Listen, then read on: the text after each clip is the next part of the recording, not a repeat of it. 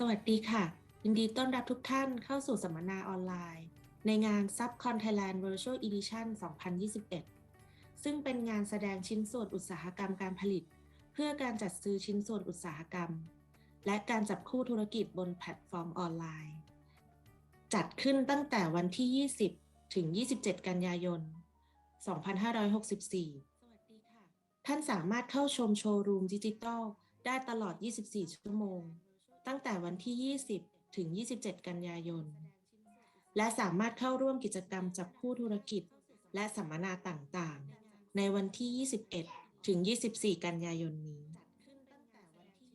สำหรับการสัมมนาออนไลน์ในครั้งนี้หากผู้เข้าร่วมสัมมนามีคำถามท่านสามารถพิมพ์คำถามของท่านลงในช่อง Q&A ที่มุมด้านล่างขวาของจอและหลังจากจบการสัมมนาขอให้ทุกท่านกรอกแบบประเมินโดยกดปุ่ม Survey ที่มุมด้านล่างซ้ายของจอค่ะขอบคุณค่ะ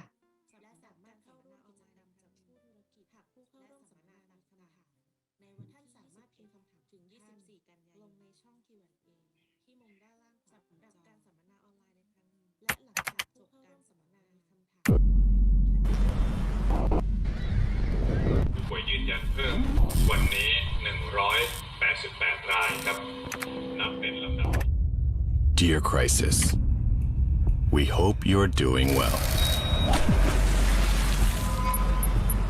Perhaps that's what we should be telling ourselves. We still remember each and every challenge you've thrown our way. โลกนี้เต็มไปด้วยโรคสนามบินก็ไม่ได้จะปลอดภัยนะครับ Though we know you will never take it easy on us, we just want to. Yes, thank you. Thank you for knocking us down. It's how we've learned to stay calm, to improvise,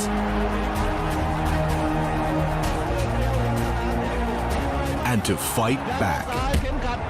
It's how we've become more resilient.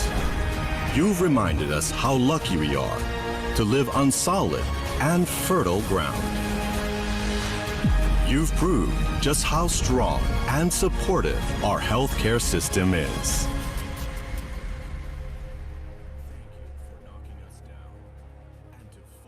วันนี้เป็นวันแรกของการรายงานที่มีการติดเชื้อ0 ราย And it's you who made us realize that we are the beating heart of ASEAN with unique potential.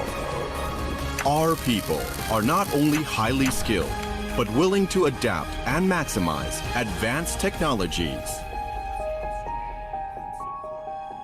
Thank you again, Crisis, for preparing us even better for the future than ever.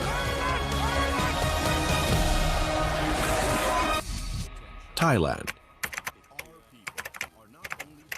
the land of resilience.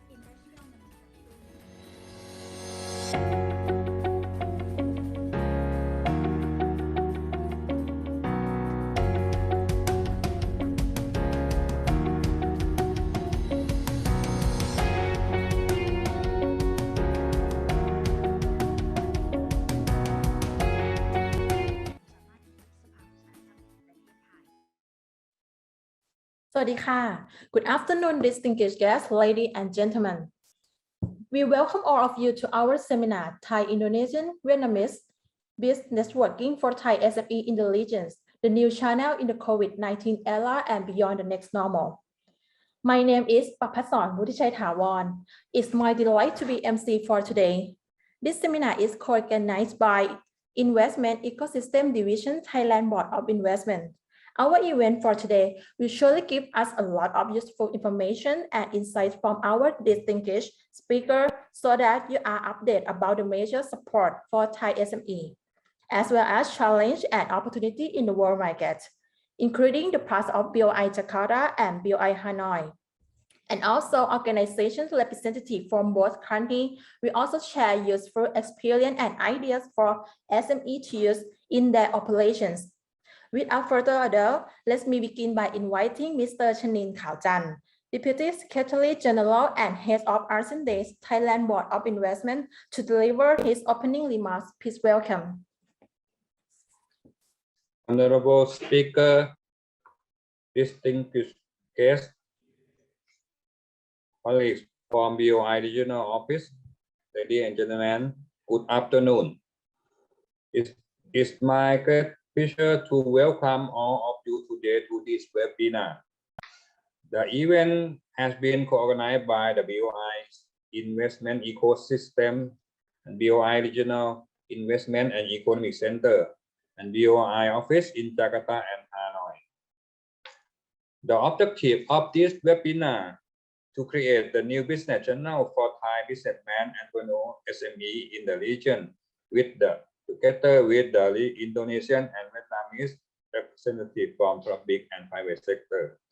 So today you will get the channel useful information on how to collaborate between the businessmen in the region, I mean from Thailand and Indonesia and Vietnam.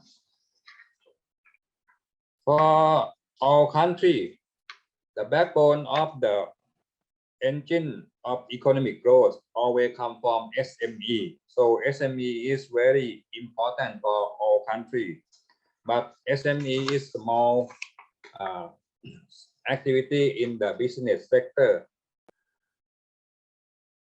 Just only SME themselves could not compete in the world market. So the collaboration between SME in the country and also in the regional area will be the better competitiveness.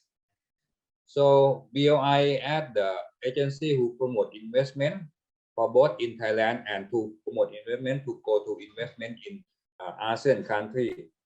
We would like to see the collaboration between SME among ASEAN countries to compete in the world market.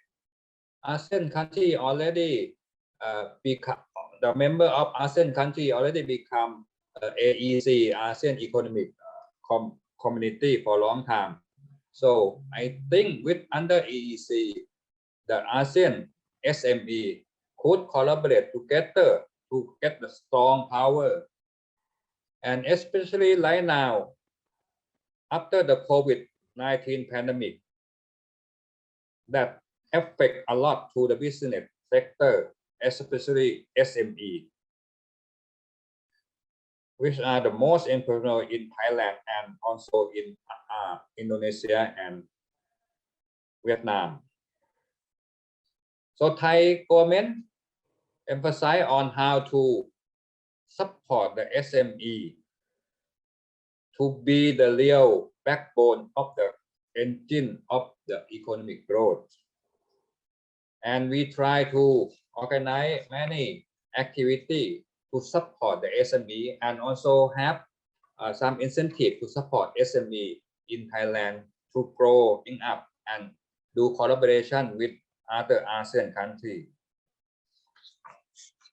Today, I think the seminar will provide you a lot of information that will be useful for you to do business in both in Thailand and in Vietnam and Indonesia, and to know how we can find a way to collaborate between among ASEAN countries.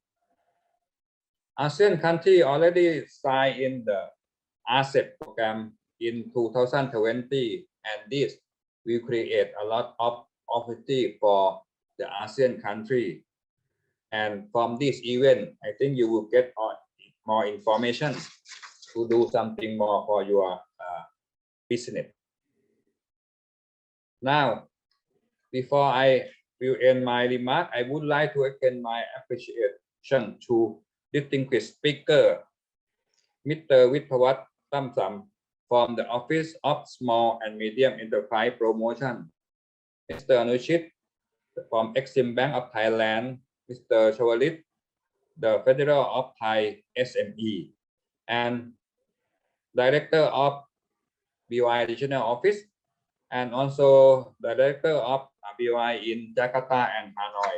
And especially, I would like to thank to the representative from the Enterprise Development Agency, Ministry of Planning and Investment of Vietnam, and also Mr.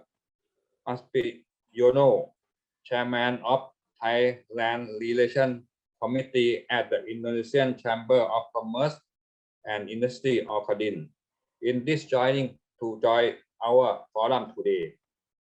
So I would like to close my remark now.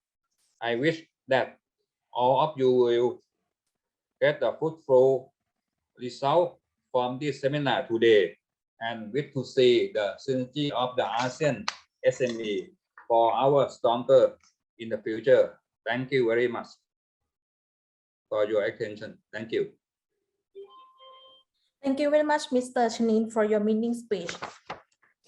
First of all, let me inform you about the program today.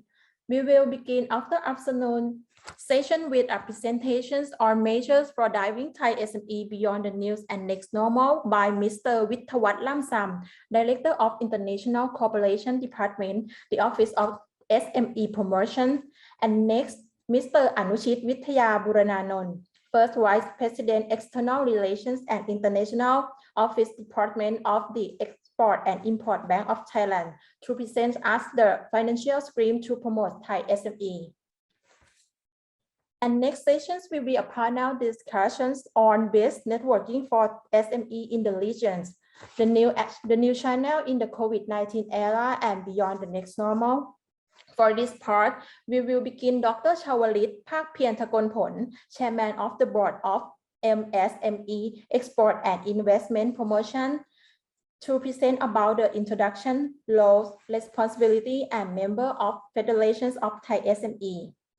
And then the topic is law to support and introduction SME in the region by Investment Ecosystem Division. So this part, let me introduce Ms. Thanyapon Sisang, Director of BOI Nakhon Ratchasima, Mr. Nantawut Aksornkaew, Acting Director of BOI Chonburi, Mr. Ponnathorn Wongprom, Director of BOI Songkhla, and Ms. Nongyao Gorkanruat, Ms. Director of BOI Pisanulong.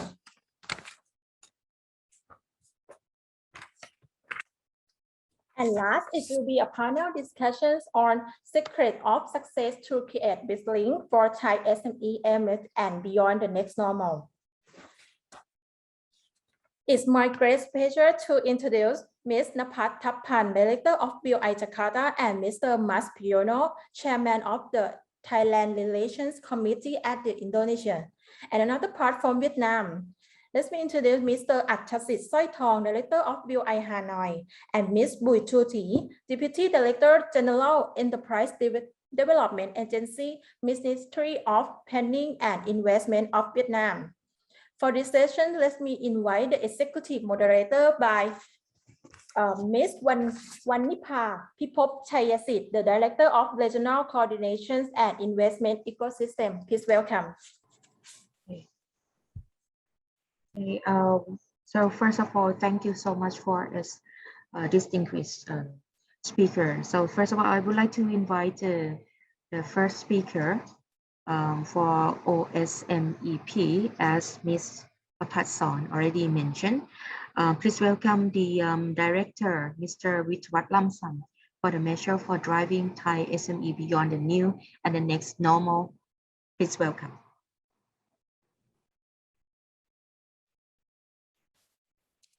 Thank you, Kun Wanipa, and also the BOI for inviting OSMEP, Office of SME Promotion, to speak in this forum. And also good afternoon, everyone from Thailand, Indonesia, and Vietnam. First of all, I would like to share the screen with the PowerPoint I prepared to lead you into the macro picture of SME in Thailand.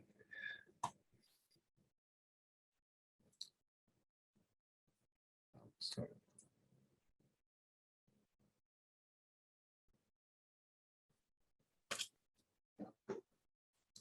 The screen is shown? Yes. Okay. Thank Okay. you. Topic for today is measure for driving Thai SME beyond the new and next normal for the Thai SME. As you know, the first of all for this presentation, I would like to pay a view to the whole structure of the Thai SME, MSME actually in Thailand. As you can see from the bottom left of this presentation, the first page of this presentation, you will see the new definition for the MSME. We started using this since 2019 as we start to have the official definition for the micro enterprise. Okay, so the micro is for the employment is not more than 5 people, small is 6 to 50. And medium is 51 to 200.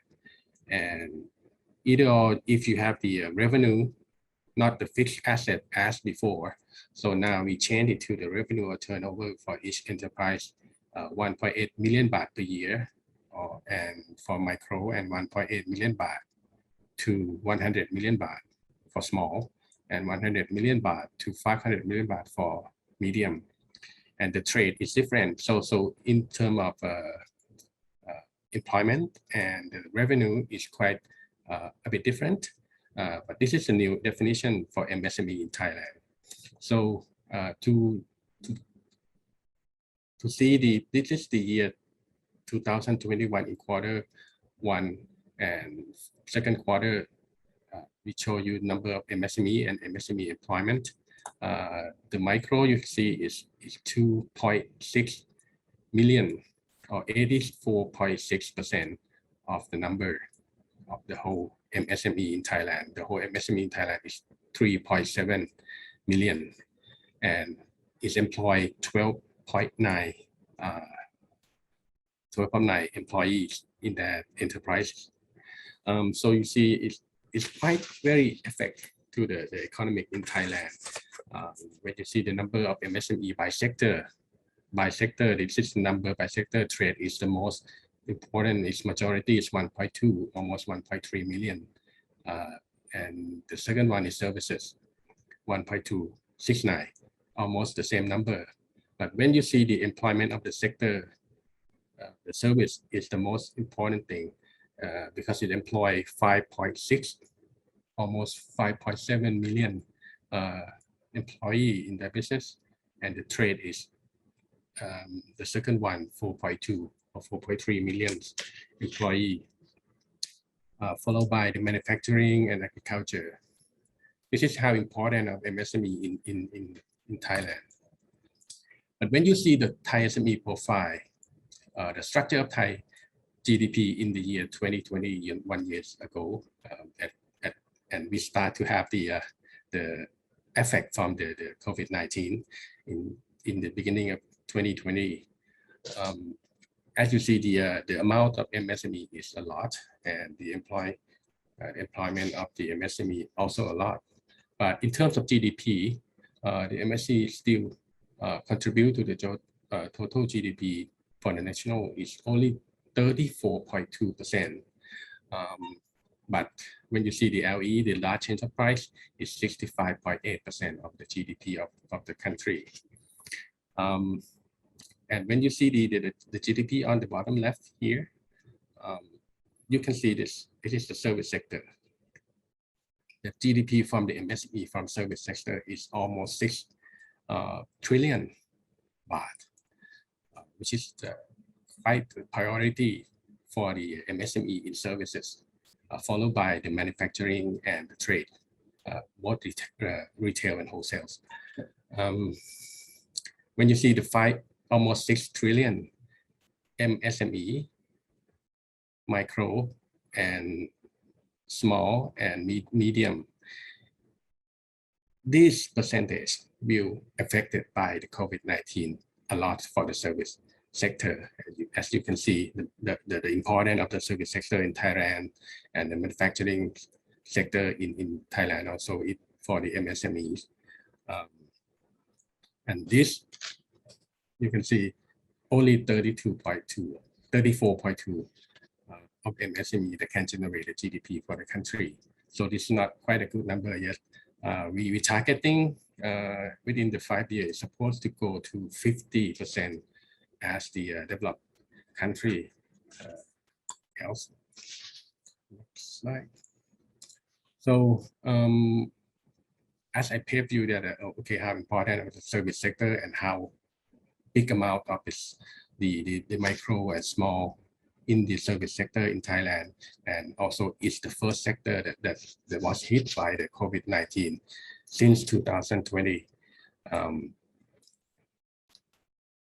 Basically, when you see this, it is a national GDP, both value and the GDP percent for the national. So you go to the right side, this is the most affected, minus 13.9% and minus 9.2% in both service and manufacturing.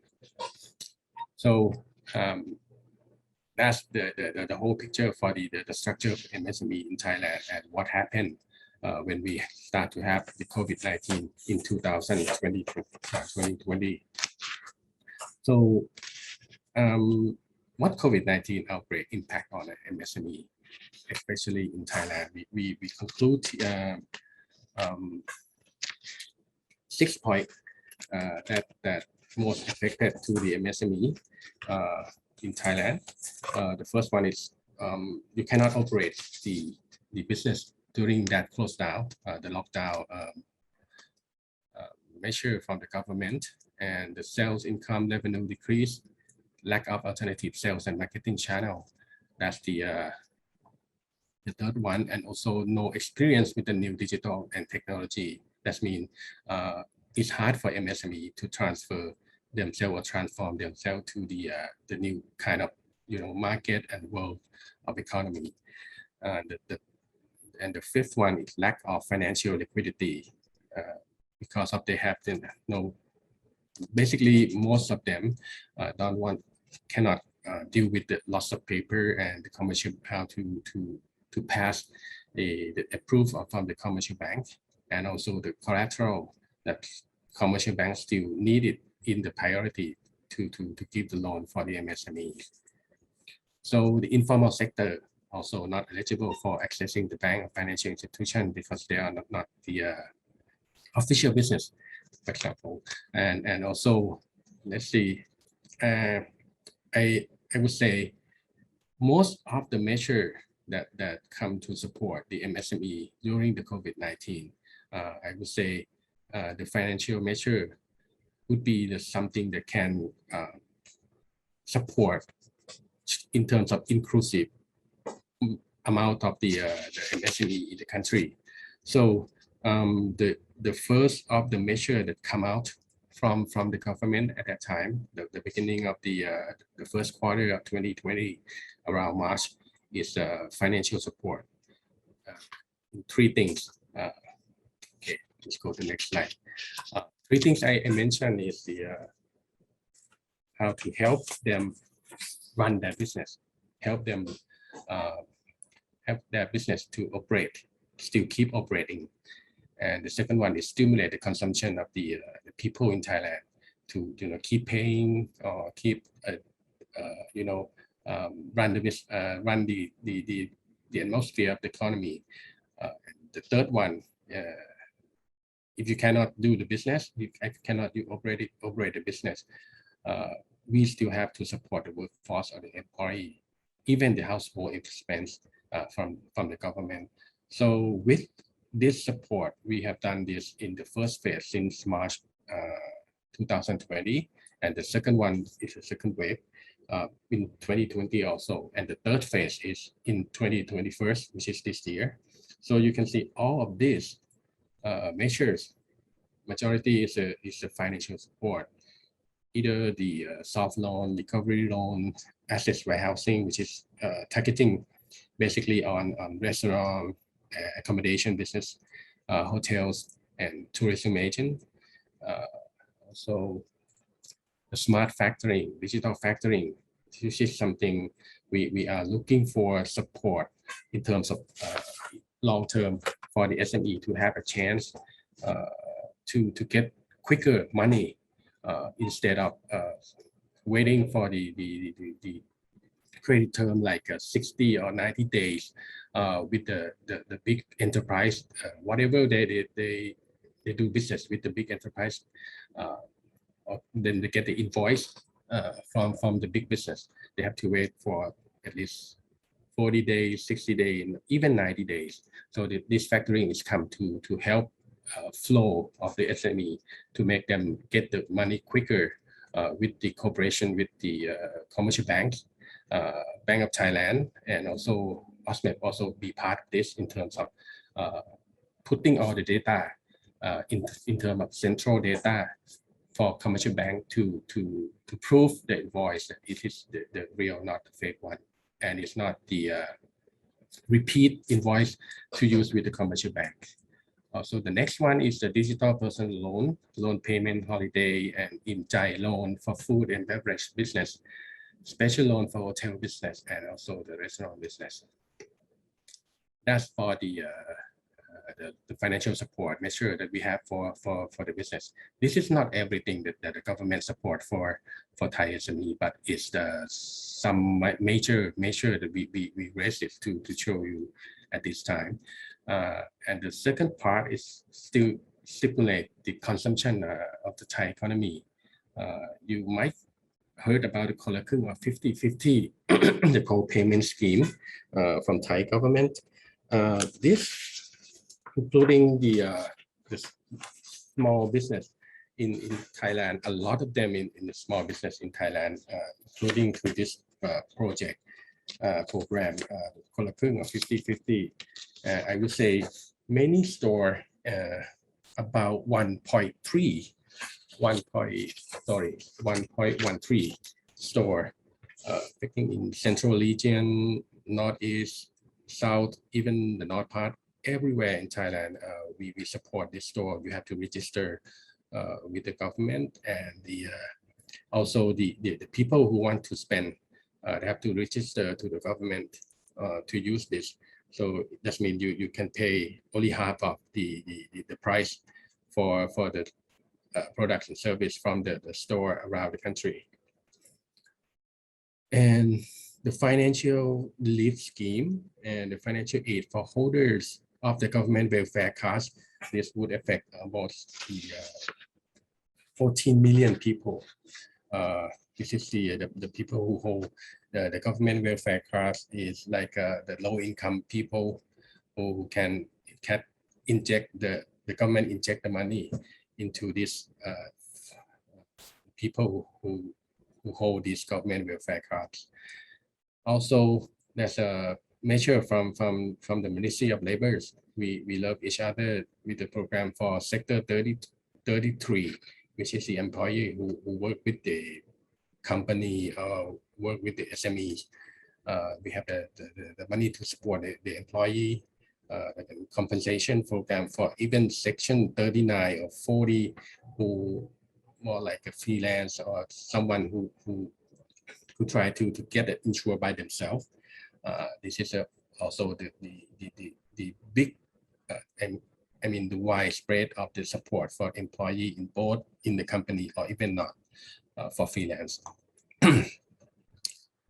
For the next part, to support the workforce and employee, we have the compensation in case of unemployed due to the force majeure in case of COVID-19.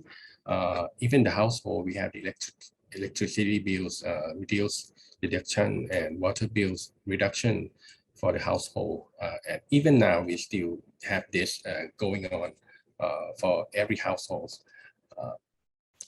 in Thailand.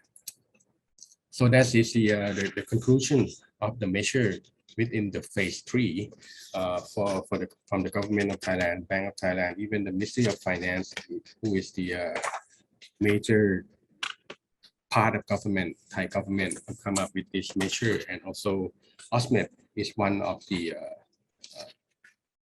government bodies who raised the problem and kind of supposed to be appropriate measure from another country within ASEAN or the developed country who also affected by the COVID-19 since 2020. So we take the measure and the good example from them and propose to the government, okay, we should have this and that. So this is the outcome of the measure that comes since the last year, and this is the phase 3 in this year.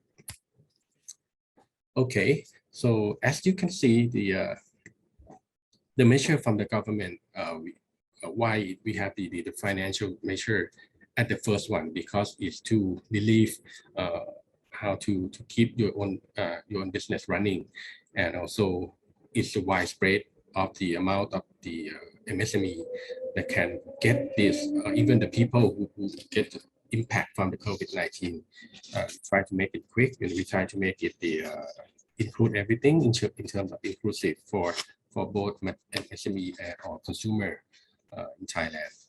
So above that, so we have to look above that, not only the short term with support of the financial, but what have the MSMEs has to transform themselves after the COVID-19 for the next step. I think you already have this idea from BOI. I think with the S-curve, this is something that we talk about. Thailand talk about this since 2016. What we have good at in terms of the sectors in Thailand, and also what should be the next step for the sector in Thailand, also with the existing S-curve and also the next S-curve.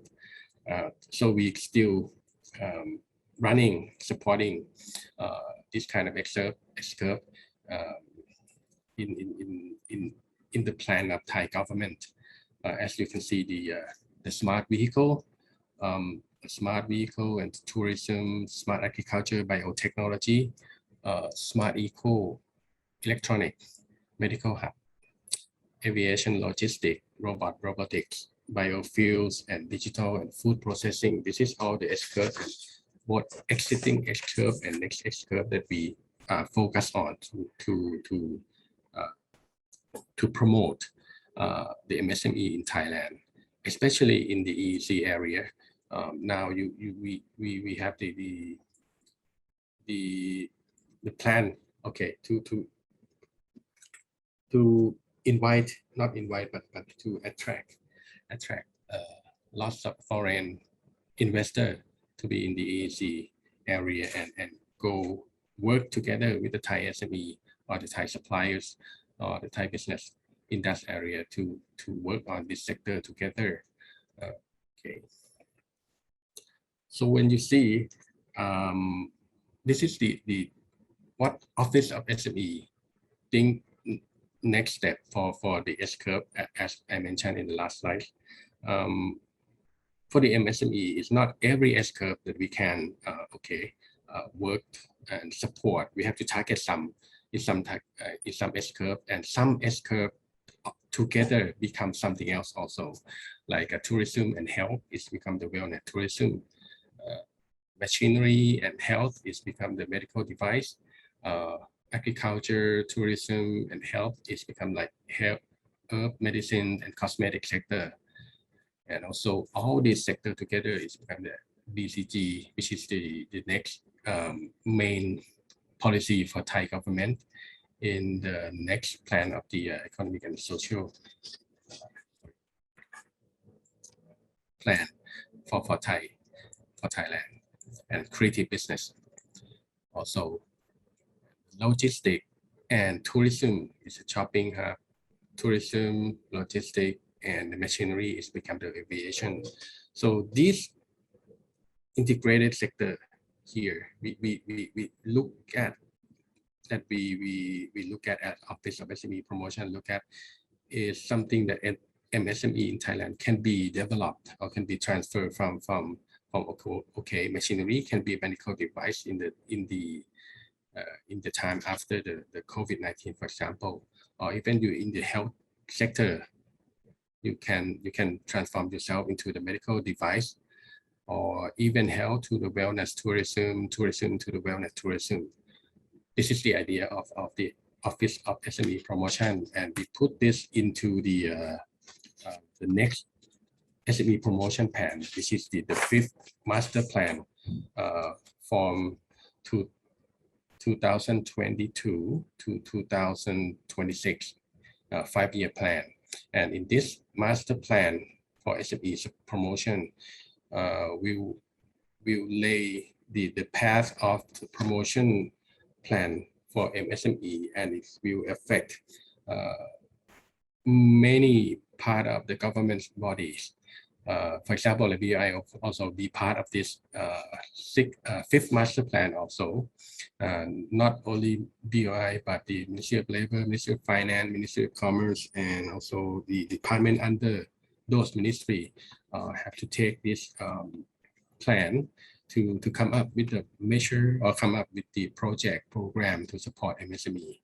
As I told you in the first part of this presentation, the government, after the COVID-19, government come up with the financial, but after the financial measure, we have to keep looking for the long-term support for MSMEs. And these are the 5 Ds that we look at to put it in the major, to be the major topic in terms of our fifth master plan for MSME support or MSME promotion plan starting next year. And these 5 Ds: debt accumulation, digitalization, digital transformation, degradation of environment, deglobalization, and divided. This is the I try to point out in this slide. It is a solution and alternative financing solution, and what is that? The things that we try to keep them in terms of the project program under this idea. A solution for this digitalization, digital transformation, it's a technology adaptation. Digital service platform has to come up. Digital workers has to be more in terms of amount of digital workers in Thai business. This is all these 5 Ds. I just give you just an idea for the next master plan for SME promotion. But the competitiveness that OSMEP have to look for SME itself. What we have working on right now is about the SME scoring and self-assessment database integration. This is something that we think we have to be someone to do this duty for all the government bodies, and also the BDS Business Development Service in terms of voucher. In the past, most of the government body they come up with the top-down program. So now we look at the what's going to be changed in the new world. Many skill, many talent that has to be learned, that have to be changed for the MSME. So it's a development service supposed to be like a bottom up.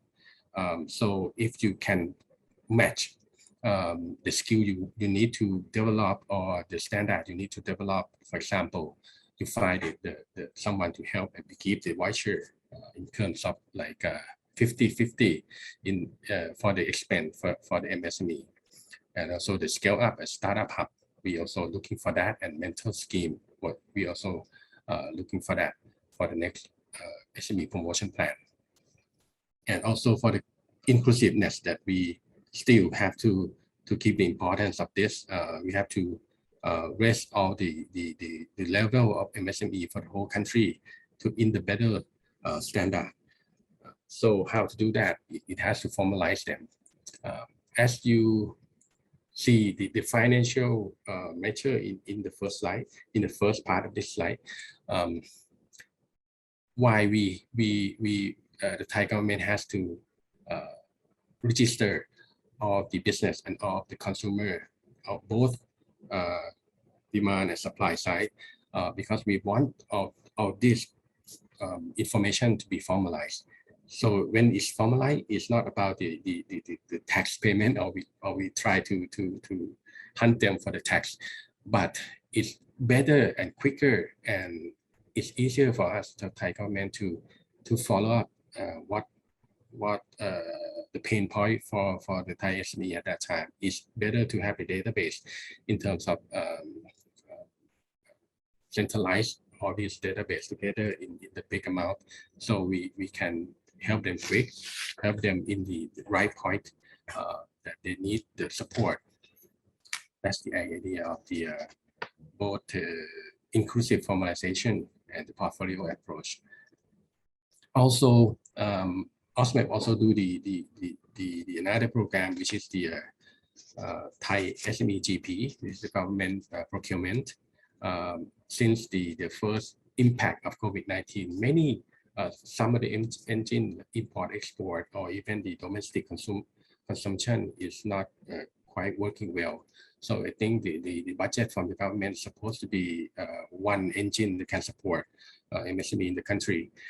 So we give the handicap to MSMEs starting last year and start officially this year to give handicap to the MSME to bid on the government project or government expense with the 10% higher price than large enterprise. And we focus government body in the provinces to select the MSME in the provinces first. That's, for example, and each government agency had to set aside the amount of budget to hire the MSME, not less than 30%. That's just the idea of the government procurement, Thai SME government procurement. And the role of OSMEP is to register all this product, service, and the companies, MSME company into this platform. So it's easier to government to come to the platform and shopping the product and service, or even they find this product or find these services that they need to do in that fiscal year. They can come to this website, thaismegp.com, and select the MSME that they think that they want to be part of this procurement in this government body. So, how should MSME adapt in the new normal era? This is just the conclusion that we think is quite normal, and I think in the world, new world after the COVID, we have to thinking ahead, consider resource allocation options, digital transformation, modify, enhance, follow the market trends, build alliance with other MSME. This is, I think, it's ordinary topic that most of the MSME, not only Thailand but everywhere in the world, has to keep in mind. After COVID, we have to change. We have to look at the new landscape of the market, new landscape of the supplier, new landscape of the consumption in terms of the market. So, but what we focus on is number 3, is how to transform them in terms of digitalized MSMEs as much as we can. So this is the 3 step that we keep it in the long term for the number 3, digital transformation. This is 3 level that the majority of MSME is the number 1. So it's a basic digital tool. They can use the internet usage, they have a web presence, computer usage, info communication security. There's already, most of them have that and know how to use that. But in the next step, we have to put more in terms of digital platform tools, in terms of e-payment, e-commerce, software as a service, for them to raise the level of digital transformation for MSME in Thailand. And the 3rd level is advanced digital tool in terms of IoT, data analytics and even the AI for develop these Thai SME to the next level or the next normal era. For the conclusion, I would say this is the opportunity for Thailand, Indonesia, and Vietnam. And I will show you the number of this. This is the Thai SME from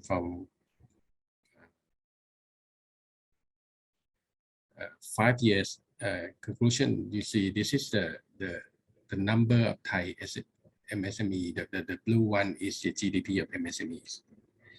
The gray one is GDP of national GDP for this. This is the first start of the COVID-19, and it go down very sharp in the second quarter up to 2020.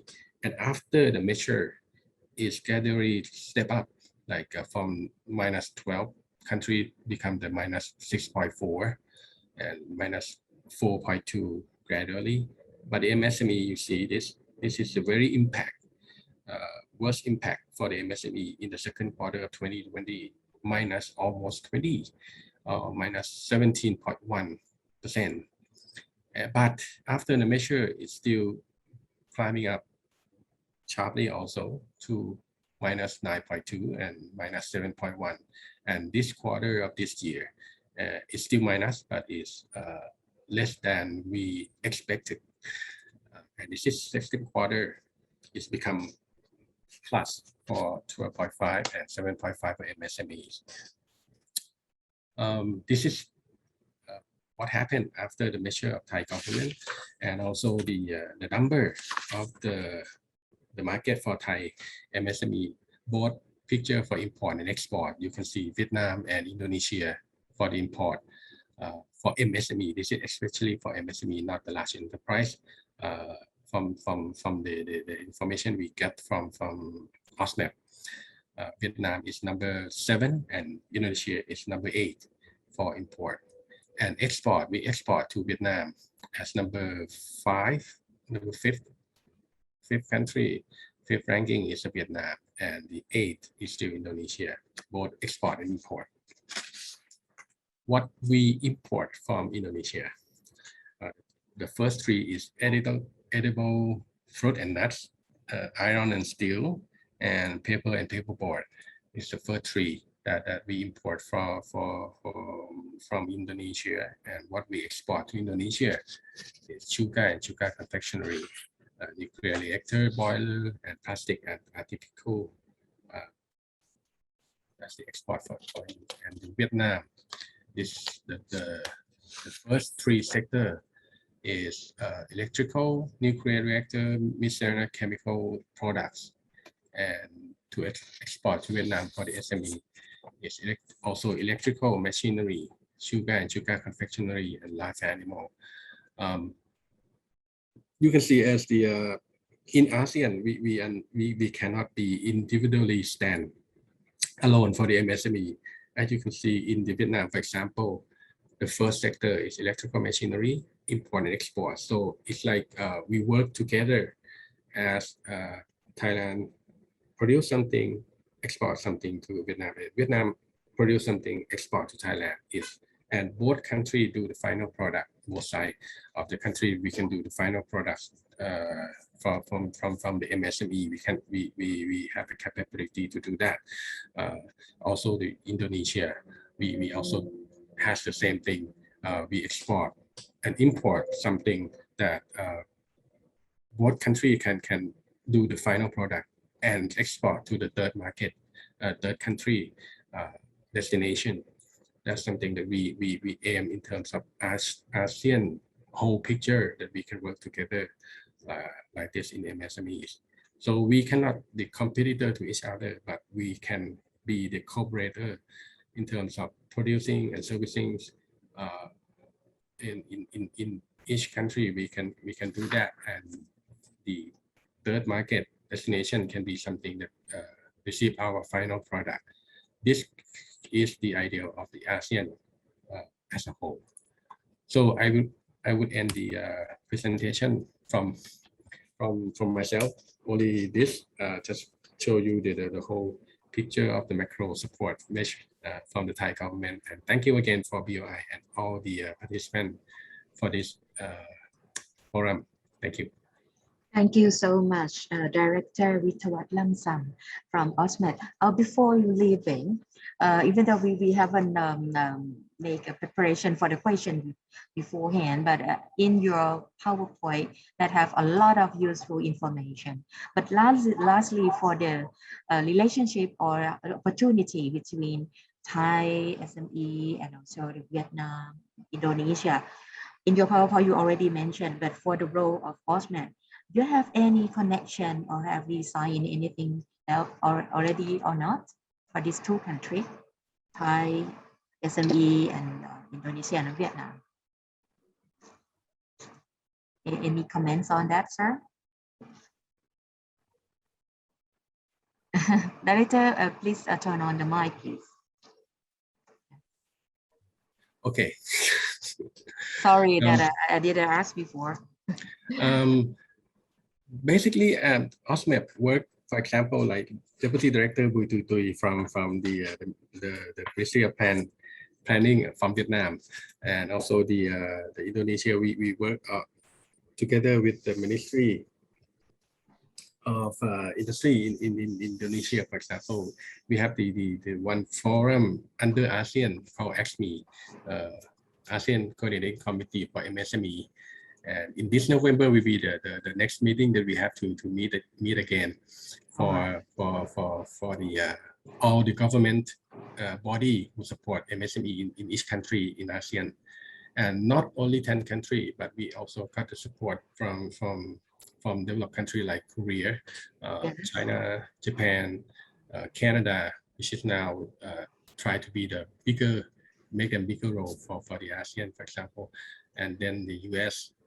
This is the become the forum that we keep talking and we exchange the measure and we exchange the policy. So when you raise the question about the export to Indonesia and Vietnam, it's become the things that we try to support each other in terms of point out where should be the opportunity for each of the country under ASEAN SME. Okay, thank you so much for your time. Okay, thank you so much, Director Witawat. Okay, we move on to the next speaker from Exim Bank. It's very important as well for the financial stream to promote Thai SME amid and beyond COVID-19 by Kun Anuchit, Mr. Anuchit Witya Burananon, First Vice President, External Relationships and International Affairs Department. Very important, and we'd like to hear that from the Exim Bank, please. Thank you. Please welcome, Mr. Anuchit. Thank you, Khun Wanipa. Everyone hear me, right?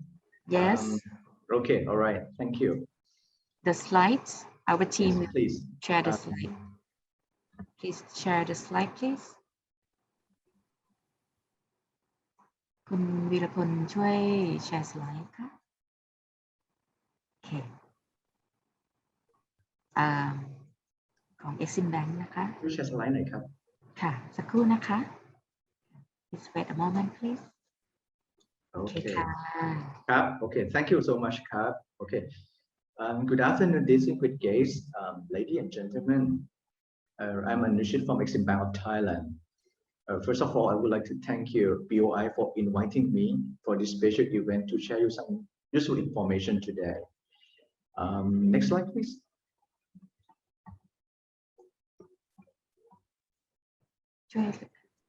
So, therefore, part that I will be taught today. First is about why Thai SME matters.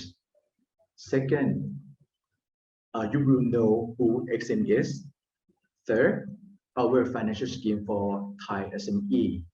And lastly, it's about the non-payment protection if you are doing the export business. So why Thai SME? Next slide, please.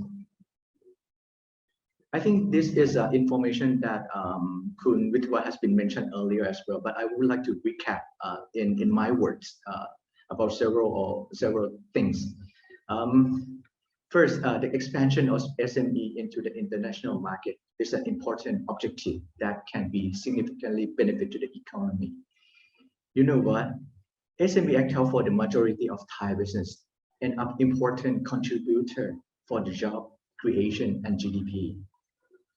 However, what we see is Thailand has been faced the structural controversy of the entrepreneur, particularly for the SME. The thing is, large corporates or large enterprise play a significant role on the economy than that of SME by 350 times. And according to the white paper of OSMED, or Office of Small and Medium Enterprise Promotion Thailand, SME exporter account less than 1% of the total Thai SME. And such the proportion has been unchanged for the past decades.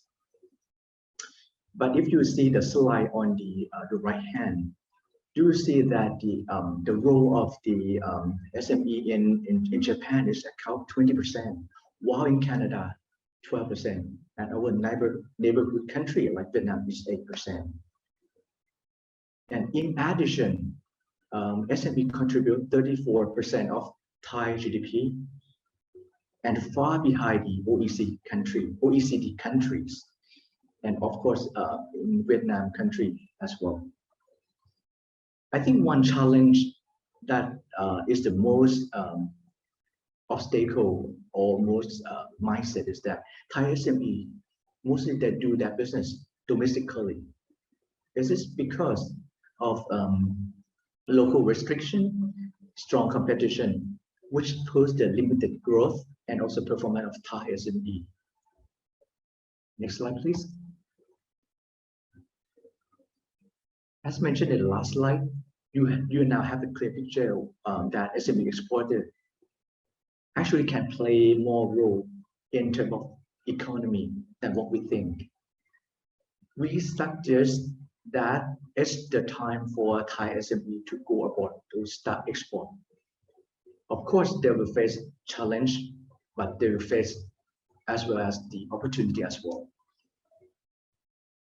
Actually, there are three lacks that is the main obstacle of Thai SME. First, lack of export knowledge. For example, they know very little of export proceed or import duty. Second, the lack of market knowledge. They don't know which product or which country to go. And third, which is very important, is most of SME lack of accessibility to fund. According to our study, there is only 40% of SME exporter can access funding through the bank.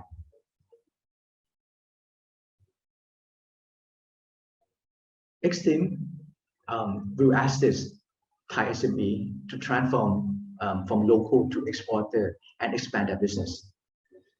We build new SME exporter to ensure that they can export and get stronger access through the funding, through the bank, and to access the market, potential of the market and the product to go, as well as the service to go as well. Along with the available tools to protect exporter, particularly for the SME, from the international payment or currency risks as well. Next slide, please. Actually, this slide will lead you to get to know more about Exim and how Exim can support you. Okay. Export-Import Bank of Thailand, or Exim Thailand, is a state-owned enterprise specialized in financial institution under the supervision of Ministry of Finance. And we kind of established from the Export-Import Bank of Thailand Act in 1993. Of course, we are different from other commercial banks in Thailand because firstly, we focus all function that we focus mainly is to promote and to support Thai exporter and import and also an investment award. This is the first difference. Second difference is that we are the only financial institution in Thailand that can provide export credit guarantee. I do recall my good time during the commercial bank in Thailand as well. This is what I recommend to clients to do the credit insurance for their export with Exim Bank in order to enhance their credit in the commercial bank as well. And third, the third difference is that since 2018, we established what's so-called the Exim Excellent Academy Center or EXAC to provide both financial and non-financial services and supports to entrepreneurs as a one-stop services. And EXAC focus on the development of entrepreneurial capabilities in their export, even in the startup or expansion process through training, incubation, advisory service, as well as business matching. Next slide, please. Here is our commitment. We want to be the next Thailand Development Bank. Thai economy has been in a slow recovery trend. Last year, record contraction since the Tom Yum Goong crisis. Domestic demand itself has remained vulnerable, while tourism has shown more signs of recovery in the short run. So the only engine in the short run and in short haul is export. And as evident over the past decade, I think well that Thailand average GDP growth is approximately around 2% compared to the global average growth of GDP at 3-something%. And also other neighborhoods like Vietnam, of course, at 6%. I think this has been in line with Thailand average export growth of 2%, which is lower than global average export growth of 3%, and that of Vietnam, which is very high at 15%. As mentioned, because of this is a kind of a structural problem of entrepreneurship. As mentioned earlier, we have Thai SME about 3.1 million, and 99.5% of the entire system is the SME, but contribute only 34% of GDP. So I would say that Thai Exim Bank perform kind of a new engine, a new driving engine for Thai national development under two things that we call dual track policy, which is we do support Thailand Development Bank along with the one-stop trading center or trading facilitator for SME. Next slide, please.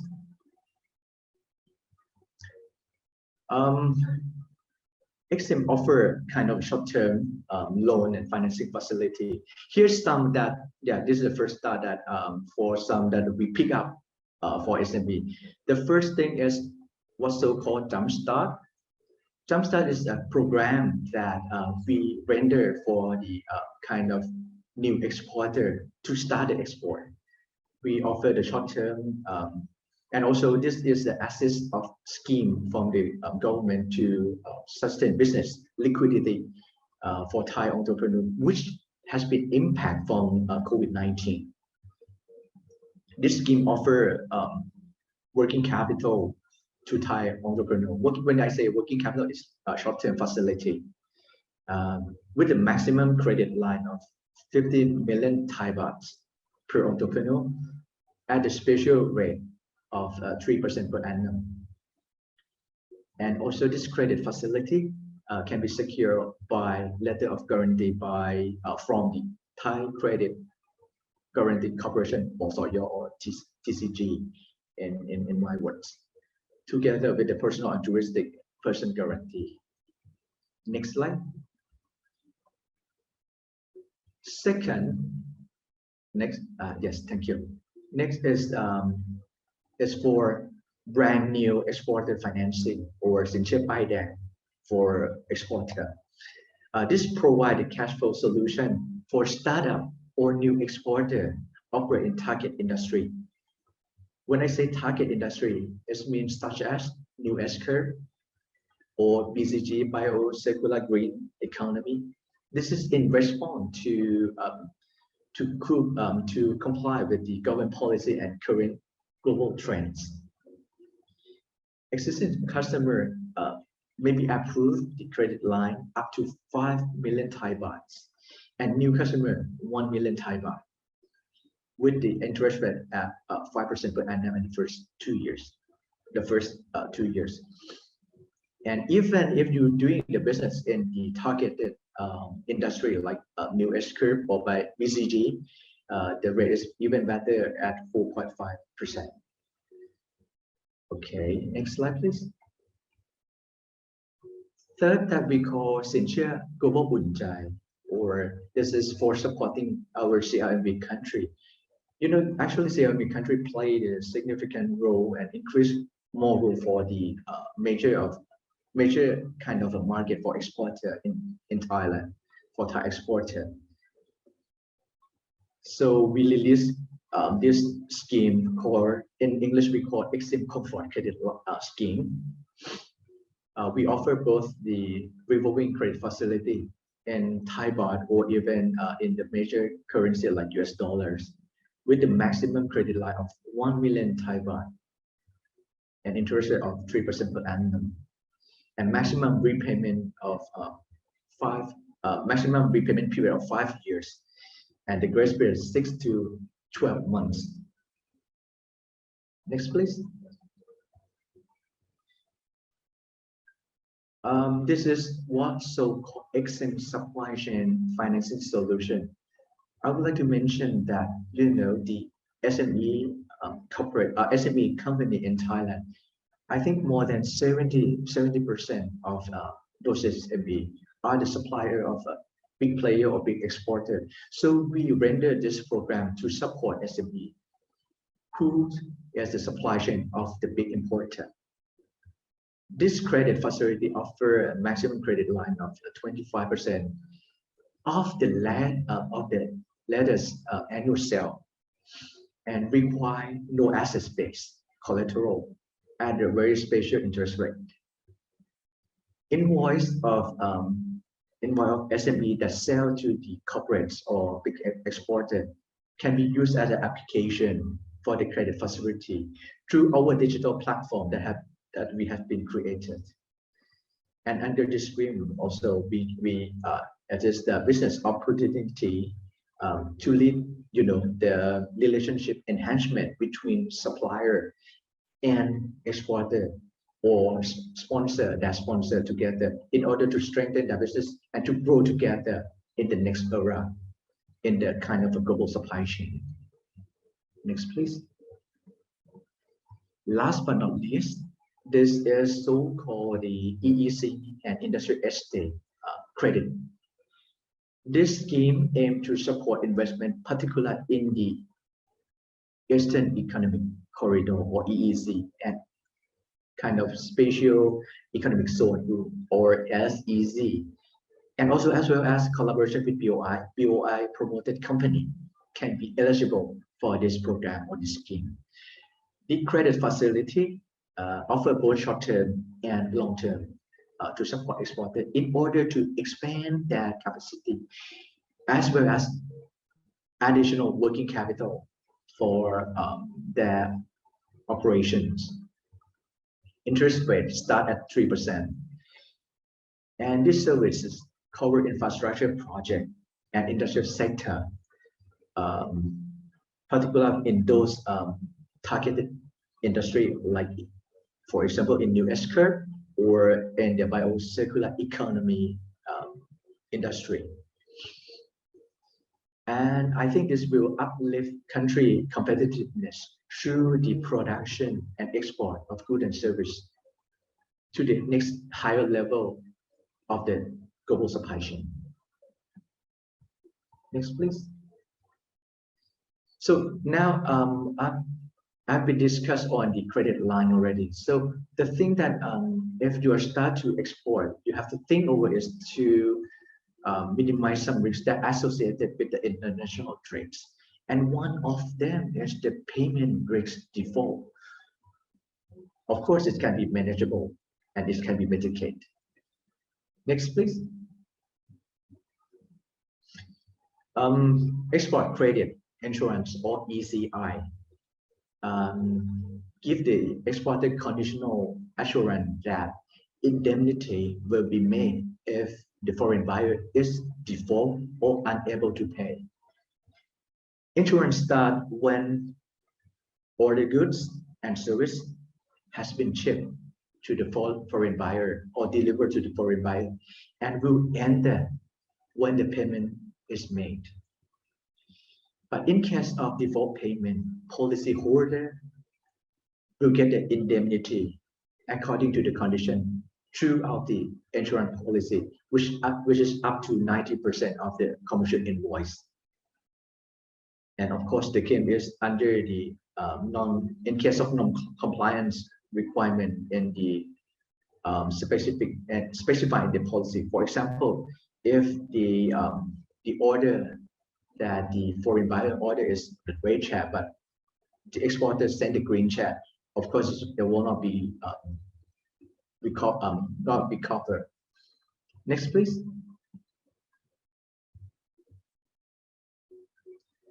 Okay. Actually, benefits of ECI that I try to classify in 4 categories for advantage. First is you know more about your foreign buyers because we will check the credit worthiness of that buyer and we will let you know whether this is can be export or can do business together. And once we will insure with the insurance policy. Secondly, your export will be growing because you can extend your credit term and you can increase your credit line offered to your existing buyer in foreign country.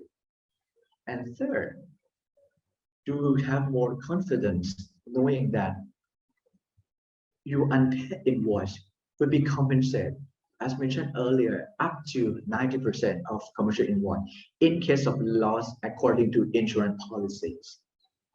And fourth, with the insurance, credit insurance we provide, actually your existing bank can use this and have willingness to lend you against the account receivable as a collateral because it has been guaranteed and it has been insured by Exim, knowing that it's backed by back of us is Ministry of Finance. In conclusion, I think I would say that this business can reduce reserve. In terms of loss reserve, and can be compensated for the non-payment from foreign buyer. Recovering payment from company overseas, if you're doing the insurance overseas, it's much more complicated than doing with us in Thailand. Next, please. There are 2 scopes that insurance policy, export insurance policy cover. As first is the commercial risk, and also second is the political risk. The commercial risk such as insolvency of buyers, bankruptcy, or default payment, as well as the not taking delivery kind of goods or service at the port as well. And certain of the political risks such as war, terrorists, riots, and revolution. Next, please. And I think this is the end of my slide. This is a contact person. Of course, I have my colleagues Kun Anchit as well to help me. We actually, Exim Bank, fully support and ready to be your financial advisor, and also provides many tools, as mentioned earlier, to Thai SME. And we do hope that if you have any further, kind of requirement or question or need advisory, we can be contacted to call center, email, or website, Facebook, Line official. And also I have put our QR codes, which you can cap this monitor, this screen, and scan this, and it will be linked to the current products and services that we provide at Exim Bank of Thailand for the exporter. So thank you so much for your kind attention. ขอบคุณครับ ขอบคุณค่ะ Thank you so much, first Vice President of the Exim Bank to promote. And we know a lot and we learn a lot about the financial stream. And we'll do the time's up. But one last question about the popular of the activity or business now for the Exim Bank clients to Indonesia and Vietnam. What do you think now is the most popular business sector? Actually, I think let's put it this way, because actually Exim Bank of Thailand, we have 4 representative offices in every country already. So I would apologize that we would have mentioned only in the Vietnam market. Vietnam, yes. Yes. We see the kind of clean energy movement in the Vietnam market. You know what? Actually, we lend project a lot in Vietnam during the past 2 years, particularly for the solar plant project that Thai investors go aboard and invest there. So according to our study, we see the growth of approximately 200% per year of the growth in the clean energy industry. And second, what we see is kind of a modern trade or trading between Thailand and Vietnam. I think it's similar to what Khun Withavat mentioned as well, because Thai and Vietnam is a kind of linked by the global supply chain. So once we produce one product to Vietnam produce or make some value added and send to Thailand, and then Thailand make it again, or we produce again, and then can we export, and vice versa as Vietnam as well. So we see this is a link of kind of global supply chain together. Yes, and now especially for the chip for the mobile phone, right? It's produced in Vietnam. Okay, thank you so much. Sorry your time. So the next branch in Indonesia, perhaps, right? Okay, ขอบคุณค่ะ Thank you so much. Thank you so much. So now the end of the presentation, I turn on the forum to Khun Prapatsarn, please. Okay, thank you very much. And next sessions, we will start the panel discussions on biz networking for SME in the regions, the new channel in the COVID-19 era and beyond the next normal. So this part, let me invite Khun Miss Wannipa Pipop Chayasit, Director of Regional Coordinations and Investment Ecosystem. Okay, sorry that I'm again. So come back with the I would like to invite, first of all, it's very important for the federation in Thailand. I would like to invite Dr. Chawalit Phakpranthakul.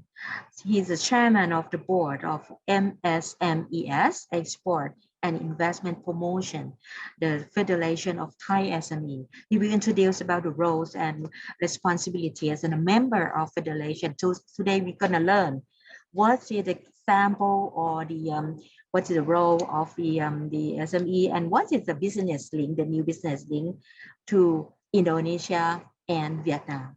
Please welcome Dr. Chawalit.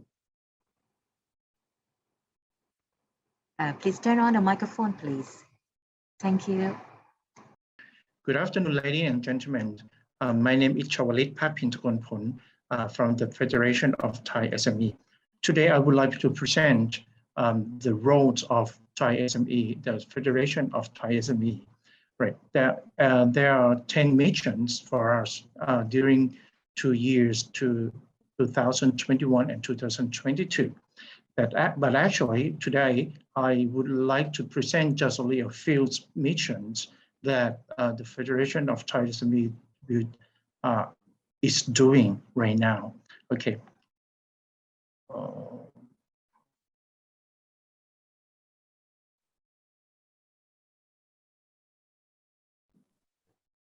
Oh, okay.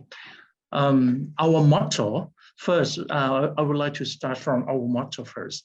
Our motto actually in Thailand, there are 4 words, but I tried to figure it out in English, but there are only 3 that I could figure it out.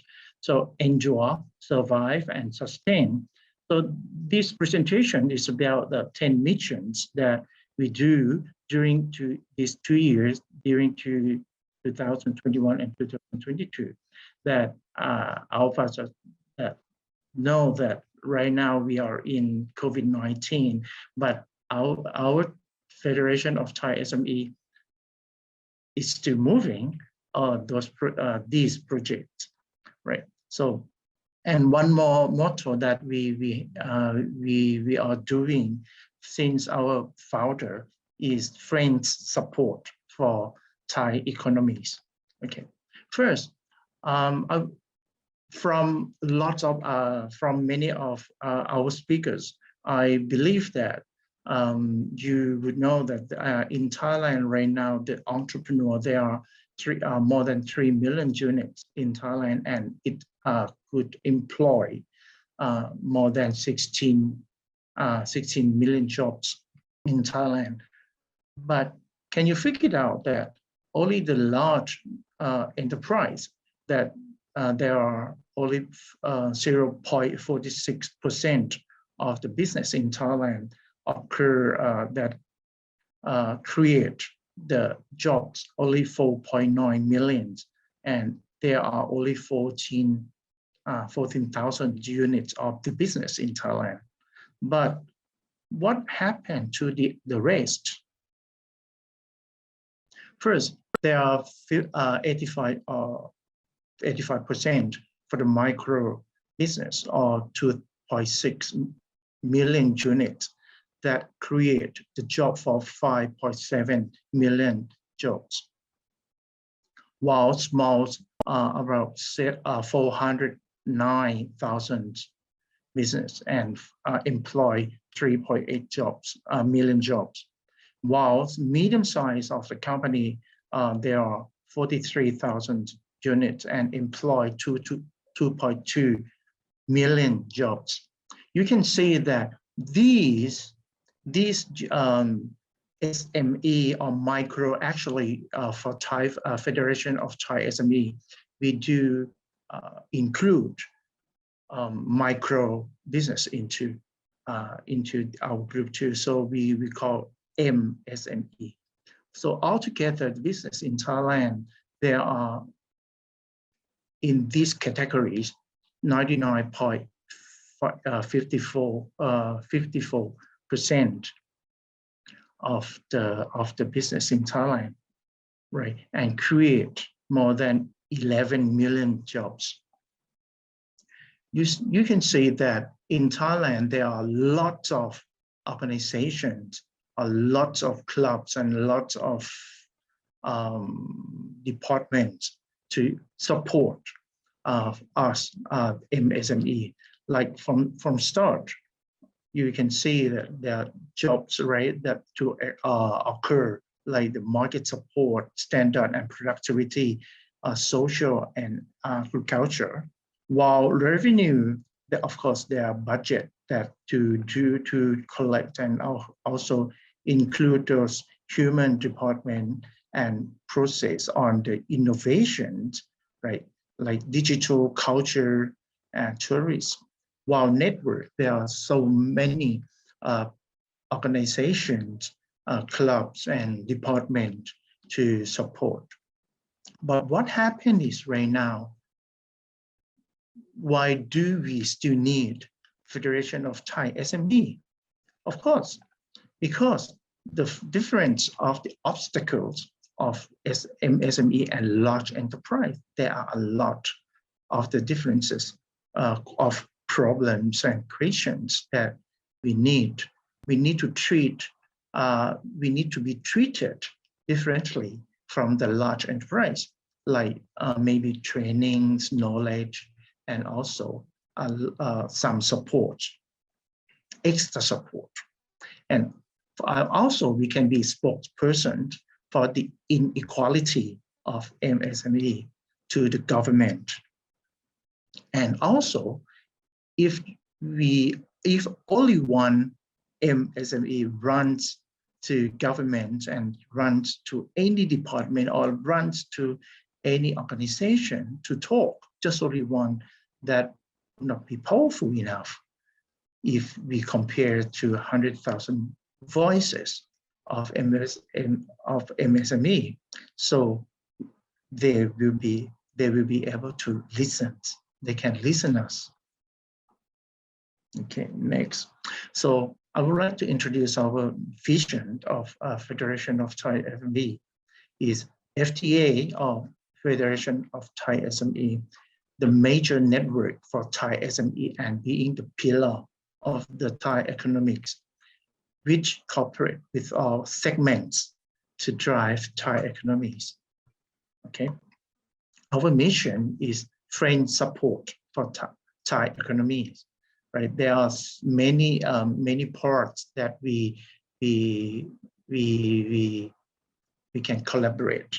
Like MSME economies, ecosystem collaboration of voices, and also can help for organization support or development and good governance too. Okay, the core value is ensure, which ensures comes from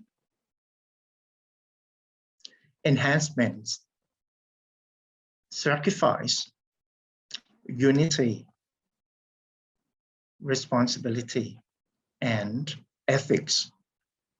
Okay.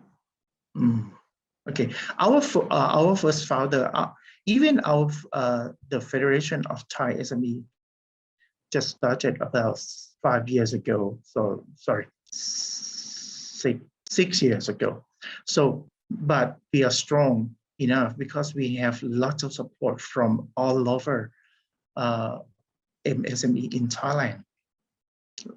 Our founder is Kun Sontirat Sonti Jirawong, and our first president is Dr. Noppong Thiravorn, and our second president is Miss Chon Langsi, and the third one is our current president is Mr. Sangchai Thirakunwanit. The 10 missions during these 2 years of our current president are 100 business of dragonfish vocations and 300,000 of the members. Right now we have more than 100,000 members already, and 10,000 of young CEO SME Thai, right? And 10,000 business for Thai SME clinic, right? Star market to create the 100 million baht, and best product Thai SME for 7,700 business. Thai and also we can be SME Thai channels, right, for 100,000 units, and we also right now we run volunteer lawyers to help to support the SME. 100 business for IM SME and 10,000 units for SME Thai award and 100 business of Thai SME. Okay, first I would like to introduce to our projects or our activities during these 2 years. But this is Star Market is a platform on the through the website that we can bring the product from micro SME or MSME to the market. This Star Market .th, we do the cooperation with OSMEP, and we also right now there are many and also there are many support from OSMEP, from banks, and also from lots of organizations.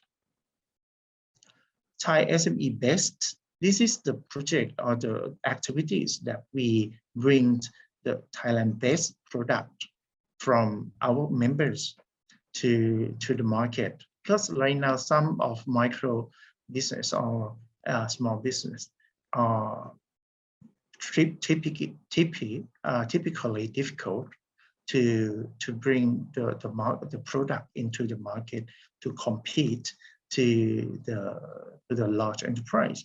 So we can help them to bring the market to compete into the competitions, like their shop size, credit scoring, BDS re-upskill, right, and fast track in many projects and activities.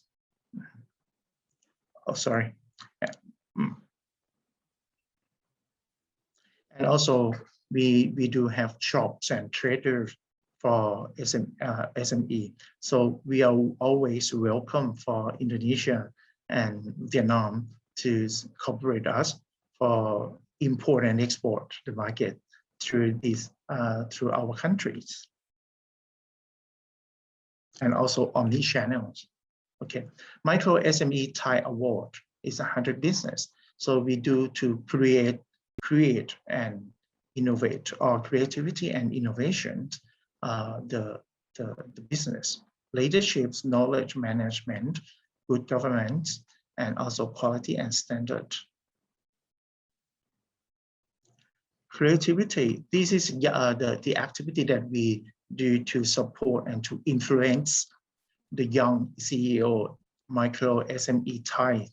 Like right now we go through many units, many parts, like university, community college, schools, or even non-formal education and TIF in Thailand. So there are many support to us and also from us to from the large enterprise or from the large from the micro SME or SME to influence to the young people or to the young business persons.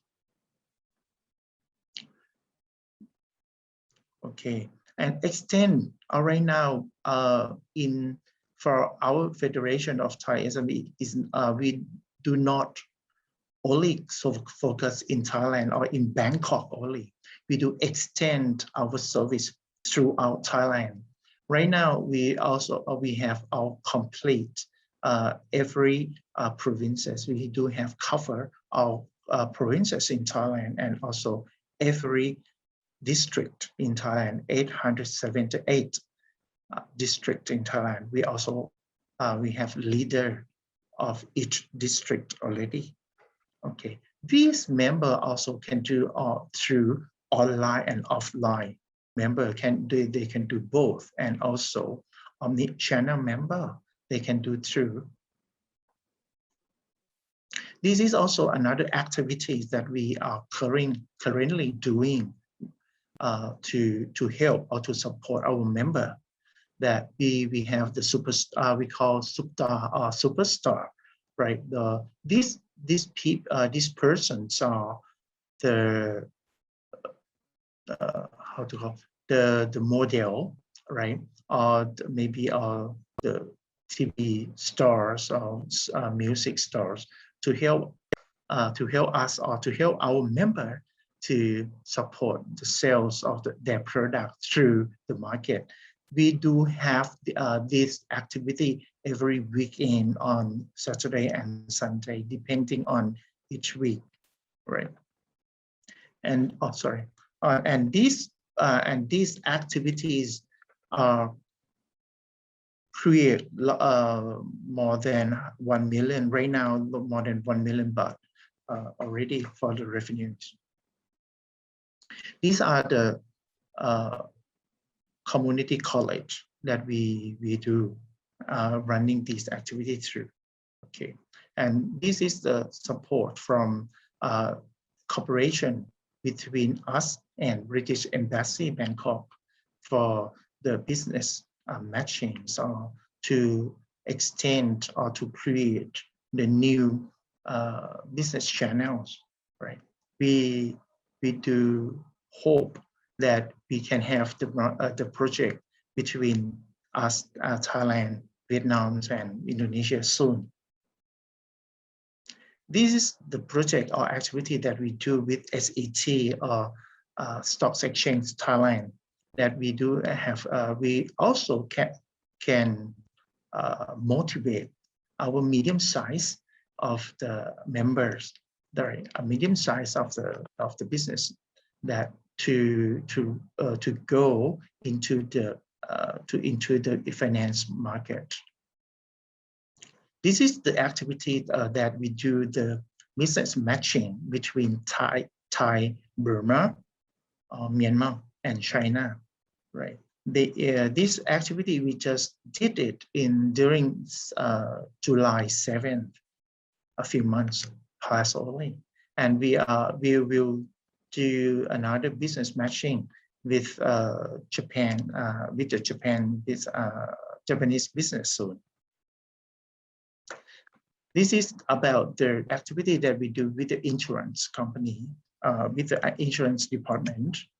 And also, we also can do help our member to promote their product or the business through TV channel. This activity occurred during the Football World Cup last few months, that we have the sponsor from Aerosoft, that they allow our members to promote their product through the break times of the football match also. And this is the activity that we help the people to bring the knowledge for them to support and to motivate them to create some idea, also to create some professions to jobs for them and job for them. This is the project of FTA Thai EU that we do have we have business talk between Thailand and European markets.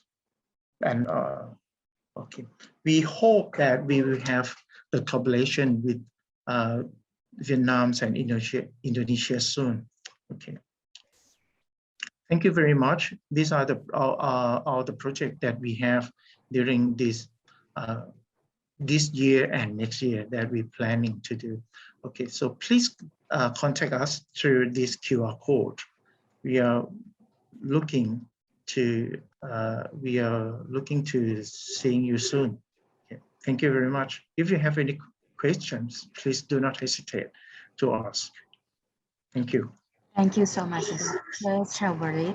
And actually, we learned a lot about your variety of promotion activity for the SME and the small size of the SME. Today is the main objective, that how to link between the Indonesia and Vietnam. That's why we invite the Federation of Thai SME. This is the main target audience. And later on, we're gonna have the chambers of commerce in Indonesia and Vietnam. And it's the last question a bit before we move on to the further session is what do you think is the opportunity for the Indonesia and Vietnam? Lastly, for the member and the size of the small SME, how can they do that? This is the role of the federation as well. I believe that we do have some activities that we can do between the Vietnam and Indonesia, because we do have something in common between these three countries, and we can build the strong network between these three countries and also other countries in our regions too. So there are many products like from Indonesia. There are like palm oil that can support. Sorry. Okay, the palm oil that we can export to Thailand, because we do consume a lot of palm oil in Thailand too, and also we do lots of sugar cane or sugar export to Vietnam and also to Indonesia, like from the information from OSMEP that just presented. Okay, thank you. So we hope that the next patching will be Indonesia and Vietnam through the BOI in Jakarta and Hanoi. So, okay, thank you very much, Dr. Chavalit. Thank you very much. Stay on with us. So we're gonna keep contact with the new biz networking with the Indonesia and Vietnam later on. Certainly. Yeah, thank you. Thank you. Thank you.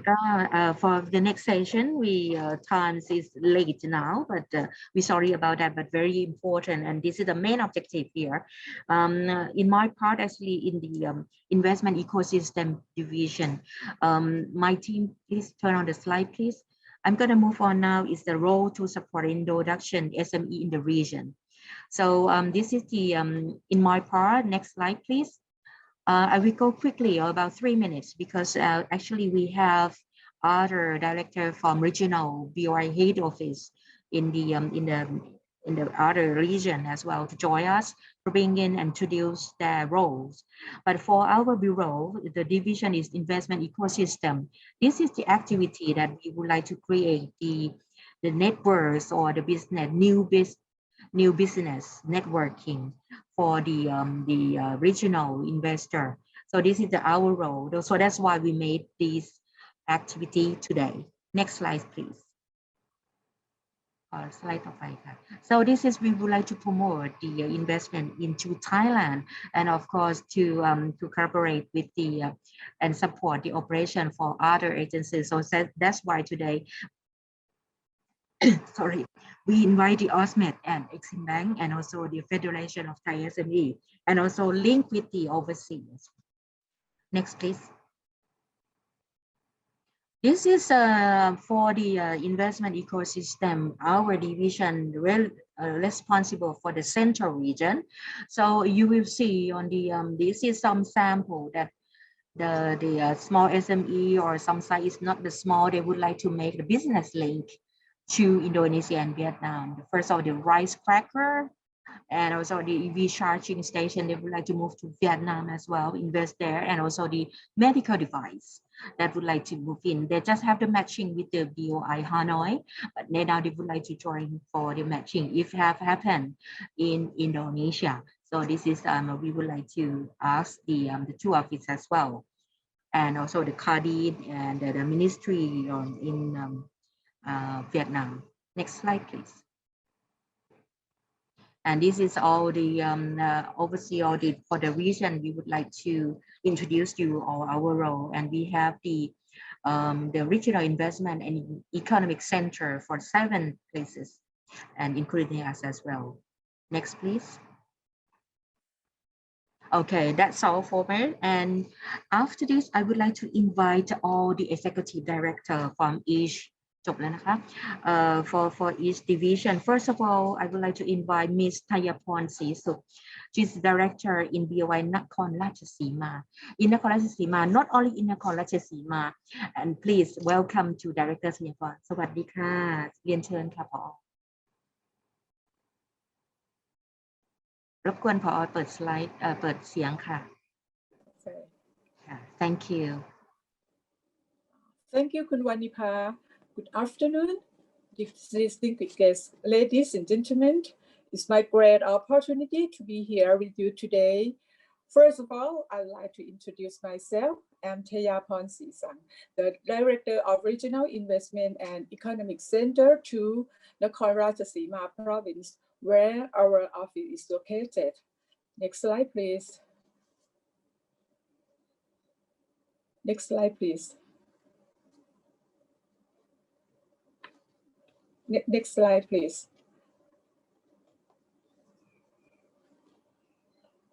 Next slide, please. Northeastern region consists of 20 provinces. However, Regional Investment and Economic Center 2 is responsible for lower part of Northeastern region, cover 8 provinces, namely Nakhon Ratchasima, Chayaphum, Buriram, Surin, Yasothon,ศรีสะเกษ Amnat Jaren, and Ubon Ratchathani. About the services at the Regional Investment and Economic Center 2 for investment study, we provide information about the region's economic development, infrastructure, and opportunity for doing business in the area and advice on establishing operation in Thailand and investment incentive. And for promoted company, we provide service like after-sales service when the investor get the BOI promotion, and if they like to enjoy the privilege, we will give them the advice and run the process. Moreover, we provide training to understanding BOI regulation and related agency regulation and how to prepare the data for company staff. Next slide, please. Next, I'd like to give you briefly information about the new economic corridors. The government is keen to develop 3 new economic corridors because it is seen as instrumental increasing investment and rehabilitating the economy over the next 5 to 6 years. The 3 new economic corridors, including the Northern Economic Corridor, or NEC, the Northeastern Economic Corridor, or NEEC, and the Southern Economic Corridor, or SEC, are similar in form of the flagship Eastern Economic Corridor, or EEC. I will focus on NEEC. The NEEC covers the provinces of Nakhon Ratchasima, Khon Kaen, Udon Thani, and Nong Khai as potential areas and opportunities. The new corridor emphasizes on bioeconomy development because of plentiful raw materials such as rice, tapioca, and sugarcane. Is expected to generate more income for the community in the area. Next slide, please. For SMEs, the measure of investment to related to the bio-based economy. Next slide, please.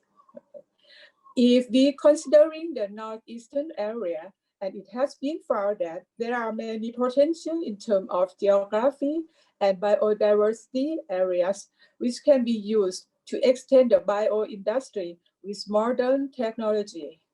According to the development of the NEEC area, is a good opportunity for SME farmers and entrepreneurs to enter the bio industry, such as pharmaceutical grade alcohol, and also upgrade agro and food industry to produce premium products, such as premium jasmine rice, premium meat product. The famous one is Korat Wagyu meat. I think that you know about this. And finally, the new economic corridor will drive regional development to distribute income to provincial area and generate economic growth after the COVID pandemic. And I hope that in the near future, the economic will become better and better. Thank you. Okay. ขอบคุณค่ะ Thank you so much ค่ะ Director ค่ะ So we move on to the next region for the office, like Mr. Nantawut Aksonkeo. He's an acting director in BY Chonburi. As again, in the BY Chonburi is the land of EEC as well. So please welcome Mr. Nantawut ค่ะ Thank you, Khun Wanipa. From Regional Investment and Economic Center for I am Nantawut Aksonkeo, Acting Director of Regional Investment and Economic Center for some people call me in BOI Lam Chabang. Okay, I show slide. Easy work today, right? Every time. Okay.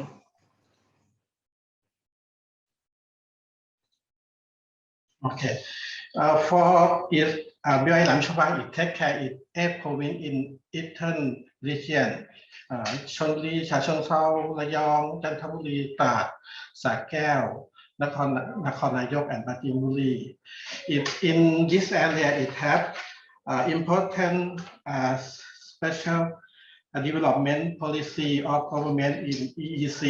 EEC it means Chonburi, Rayong, and Chachoengsao province, and it has one policy in special economic zone SEZ in Sakael and Trak.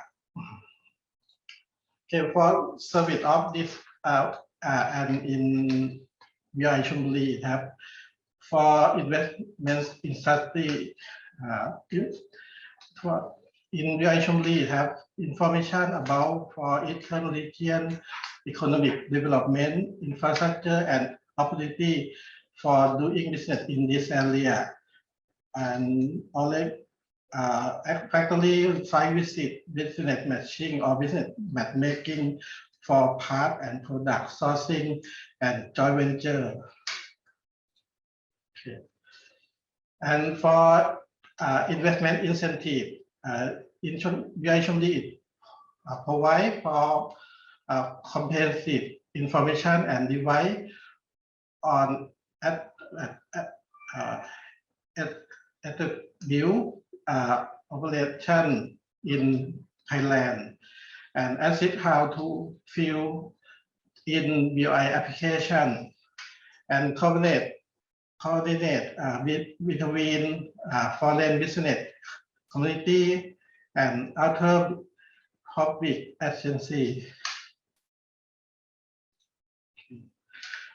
For promoted company in BI Chumli that advise and approve for exemption for import duty on import machine to use in project and advise and approve for exemption import duty for import material to use for export production and advise visa and work permit for expat who will work in the project. Okay, for this is promoted company can apply by online system.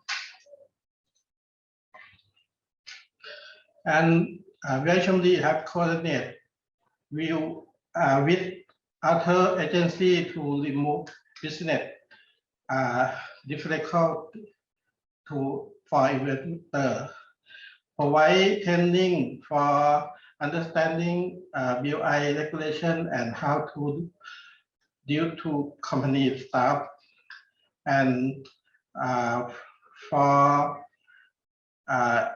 training in understanding related agency regulation and how to deal to company staff, and follow up to BI promoted project in this area. And for develop local SME, it have two items. One is develop business opportunity in develop business linked with multinational corporation, and to develop linked with other region and provide information for support and incentive from government or other agency in this area. Okay. Cooperate with local agency, sharing knowledge regarding investment information in this area, and support local agency to develop economic development plan. Thank you. Yes. Very important places in the office in EEC area. Thank you so much. Though it's a very busy day. Thank you so much, Acting Director Nantawut Naka. Okay, so we move on to the next BOI office in the region. Next is let me introduce Director Purnathorn Wongprom, Director in BOI Songkhla. Please welcome. Thank you, Kun Wanipa. Good afternoon, everyone. I'm Purnathorn Wongprom, Director of Regional Investment and Economic Center 5, which is part of Thailand Board of Investment or we call namely BOI Songkhla. I have a pleasure to join you today in webinar on Thai-Indonesian-Vietnam Biz networking for Thai SME in the region, the new channel in the COVID era and beyond the next normal. First of all, I would like to thank BOI Bangkok for initiative, and I would like to thank all participants for joining us. Today, I will talk about role and responsibility BOI Songkhla. May I would like share slide. Yes, please.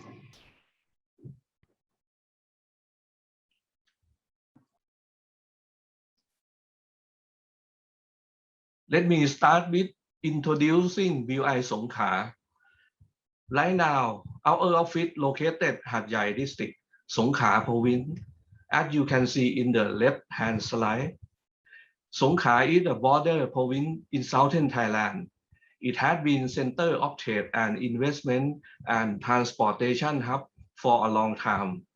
Transportation includes land, rail and road, sea and air, including both domestic and international flights. There are also Sadao border and Padang Besar border are two main commercial gateway connect to Malaysia. And there is also special economic zone in order to create economic connectivity with neighboring country and support integration of the ASEAN economic community.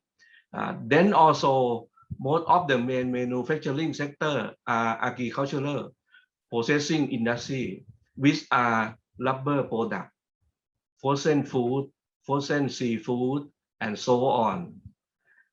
Its main role and responsibility of BOI Songkhla are to promote investment in area 7 lower provinces in southern Thailand, as you can see in the right-hand slide, which are Songkhla, Pathalung, Pang, Satun, Pattani, Yala, and Narathiwat. Our job is to support and facilitate investors, both existing investor and the new investor, by we can provide you with comprehensive information, advice on establishing operation in Thailand and webinar. And also we are coordinate between Thai business, community, and other public agency. Our main job is grant incentive, that we have tax incentive, and also we can provide business support service for investor. Our main job responsibility include providing tax incentive, such as exemption import duty on machinery, and then exemption import duty on raw material used in production for export, that you can bring into apply to your project. We also have the server online system for procedure related to BOI after you get a promotion. For example, we have online system called Electronic Machinery Tracking System, or EMT online, and Raw Material Tracking System, or RMTS online, for submitting by application online. And also we have investment network building activity and linking domestic and international industry. For example, before the COVID-19 situation, there are activities to lead Thai investors for factory visit in both domestic and international in order to see modern technology and management in various industries to develop their own business in the future. The last one, we have monitoring project progress report, as well as inspection the full operation of the promoted project. That is from me. Thank you for your attention. Thank you so much. In the south of Thailand, there's two offices today. We invite for the BOI Songkhla, which have a lot of rubber. So if we have a team ups with the company over there, all the office, so we can go to link with the Indonesia and Vietnam. Okay, thank you, Director Punathorn. Move to the last but not least for the BOI region, in the region of us, Director Nong Yao Group. ก่อกุลกวดนะคะ Director of Biz ในพิษณุโลก Please welcome.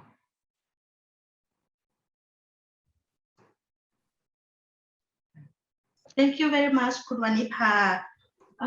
Good afternoon, distinguished guests and everyone. I'm Nong Yao Kok Kan Ruo, Director of Regional Investment and Economic Center 7. First of all, let me share my presentation.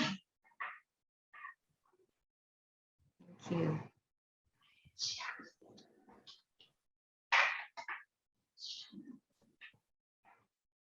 Okay.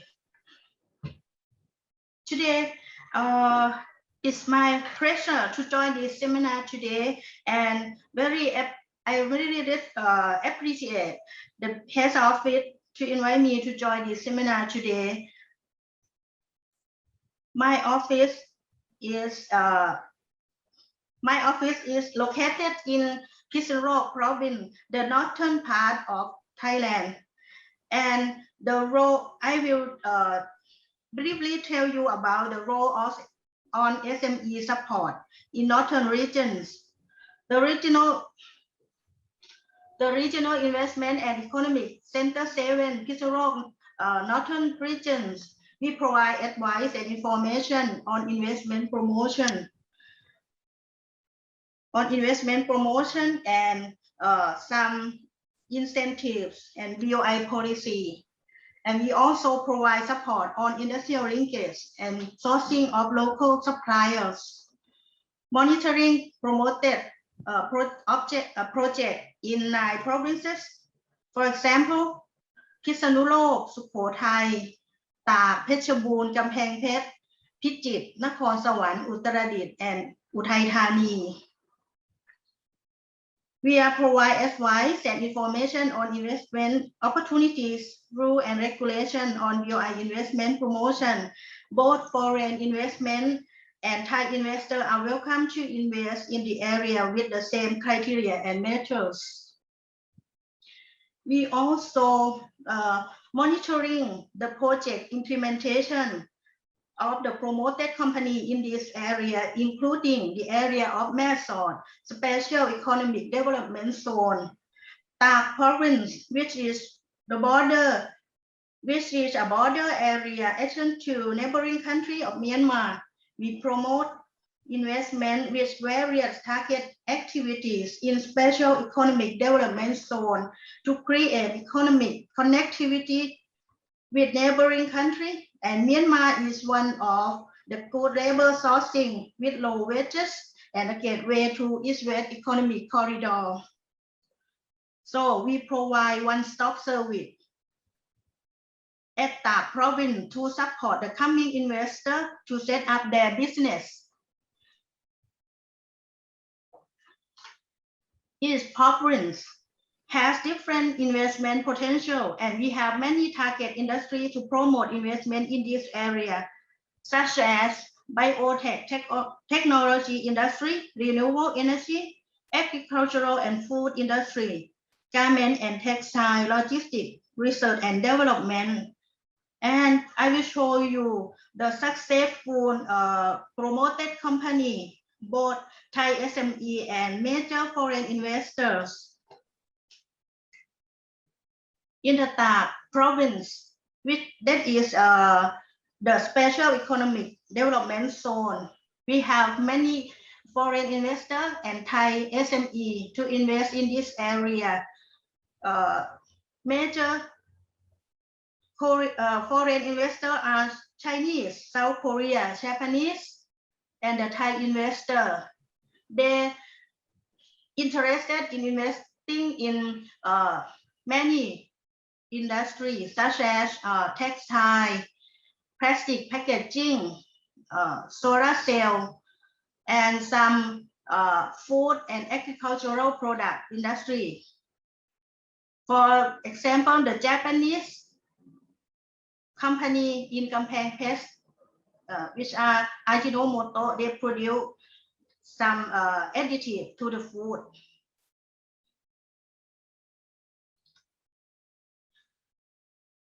So if the investor who are interested to investing in the northern region, you can contact us through the channel provided. Thank you very much for your attention.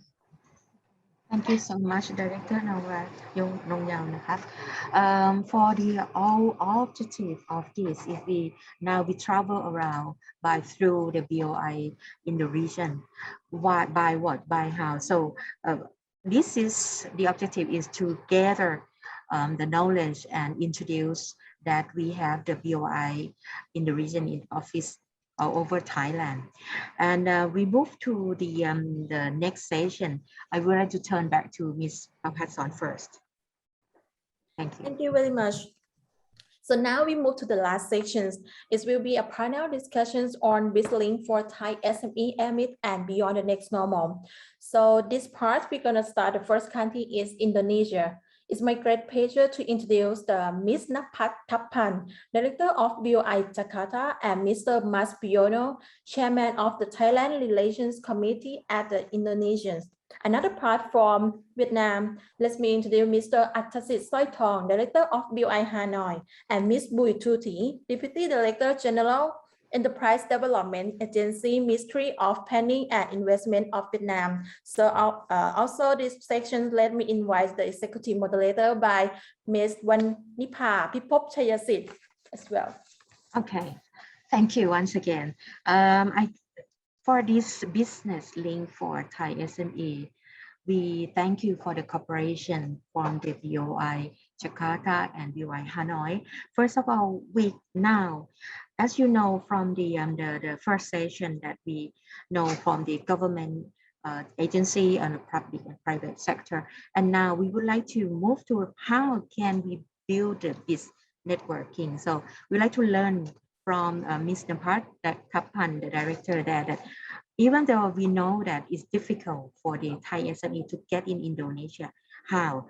And how can we do that? And then you highly invite the chairman of the Kadin, very important. So can we build a link between the Federation of Thai SME and the Kadin as well? Please welcome Director Napat. Thank you. Director Napat. ค่ะ สวัสดีค่ะ the host stop video ค่ะ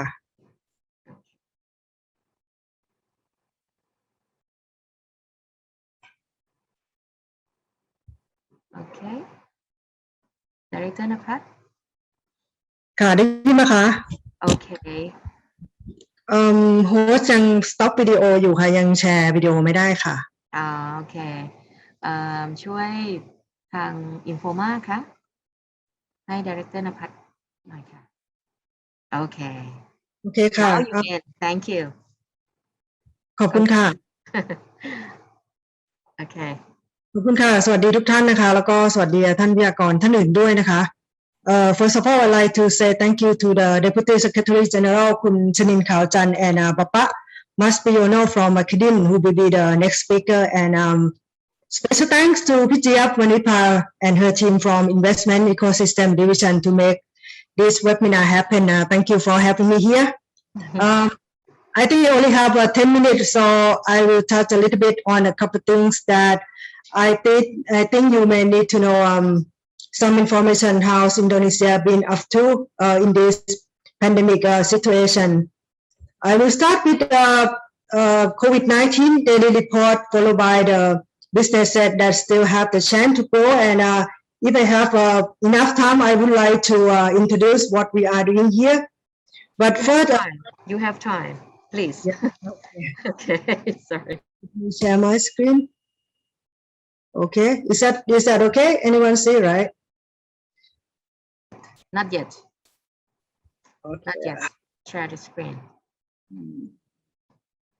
The internet in Indonesia is not good, right? Normally it's good, but right. after people stay home and use at the same time is a problem. So okay, how? I'll be on. Yes, please.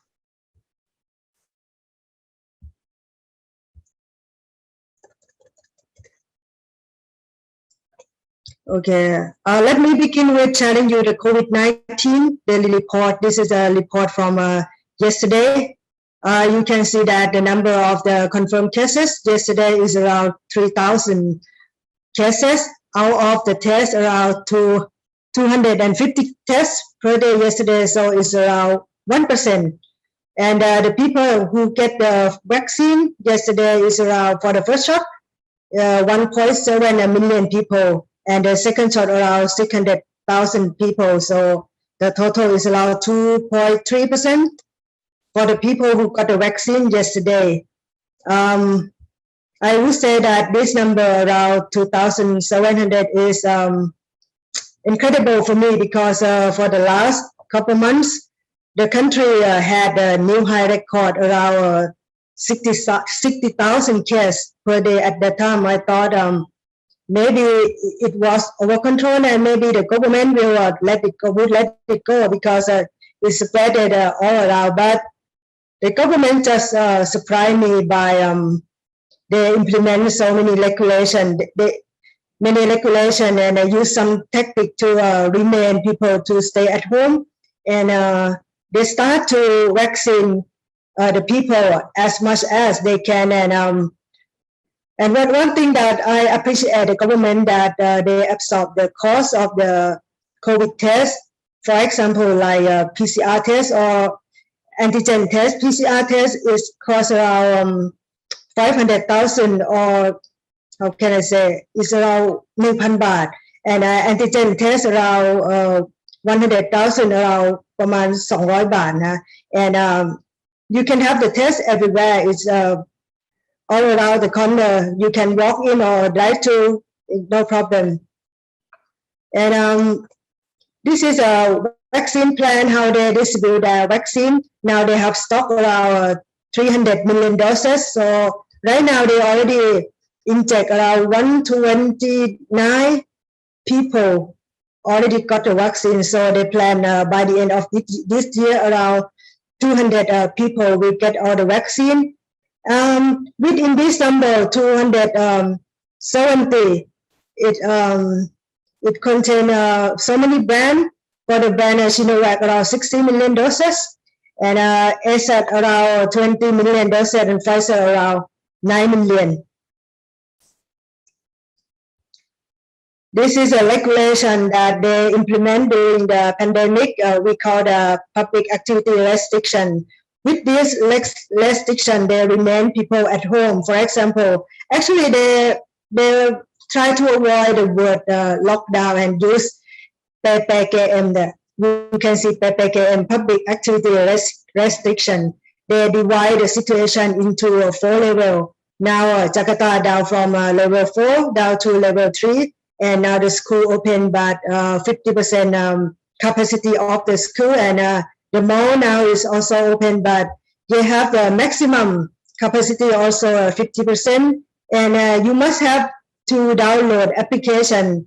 You can see this here at the blue mark. We call this application Peduli Lindungi. Every time you go to place that require, you have to scan the barcode.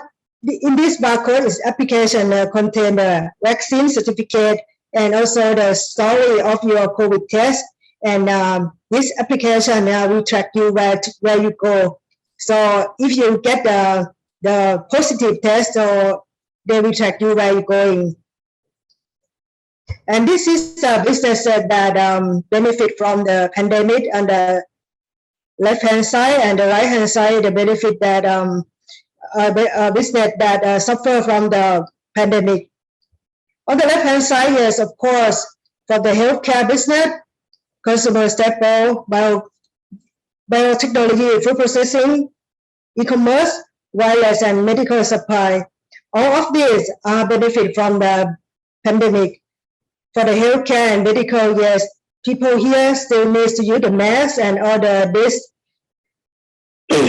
disinfected equipment, for example, alcohol, or the thing that you can clean hand. So it's very important. And food processing,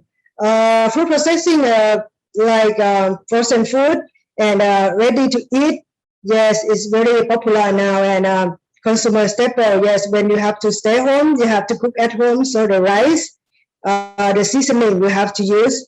And the business said that lost or suffer from the pandemic. Of course, all the business that related to the tourism, the tour, hotel, the guide, and also the airline also, and the real estate and automotive also, because right now people are willing to keep the money, because for some people that now they lose the job already, so the money is really important to keep with them right now. Okay, I think I have much time now. I like to introduce what we are doing here. Yes, we are the subsidiary of the BOI headquarters from Bangkok, and we opened this office 3 years ago, and our main objective is to support the Thai SME who would like to do the business here. We provide all the information that you may need to do some business. For example, how to set up the company, how to do the trading, how to import the raw material, how to import the goods or the product to sell here. We also can link you to the local people, for example, like the distributor or the local partner that we can introduce you to them, to maybe you can make a matchmaking with them to do, like to open the window to go further. And we also can link you to the local government, because in here the local government is really important. Sometimes you may need to have the permission from the central government, but if you locate in other province, the local government is really important, and they are the key major to run your business. And we also can provide you the how can I say, the guide tour. I mean, facilitate you if you would like to have the on-site tour to see the real situation, or see the people, or see the area that you would like to set up the business. We can also cooperate with the exhibitor, that if you may need to perform your booth or your products in the exhibition. And I think okay, it's on time. And if you have any question, please feel free to drop me your email. Don't worry, I love replying an email even at night. So please feel free to drop your email to us with this tkt@sibui.go.th. Now I'm returning the floor to Kun Wanipayan. Thank you very much. Thank you, Director Napat. The key point that I heard from the role of the BOI Jakarta actually is to help the Thai overseas investor, but also the key word is to help the linkage for the trading, because the challenging of these, the obstacle, the objective of the business network today is very difficult for the Thai SME to get in, or other country as well.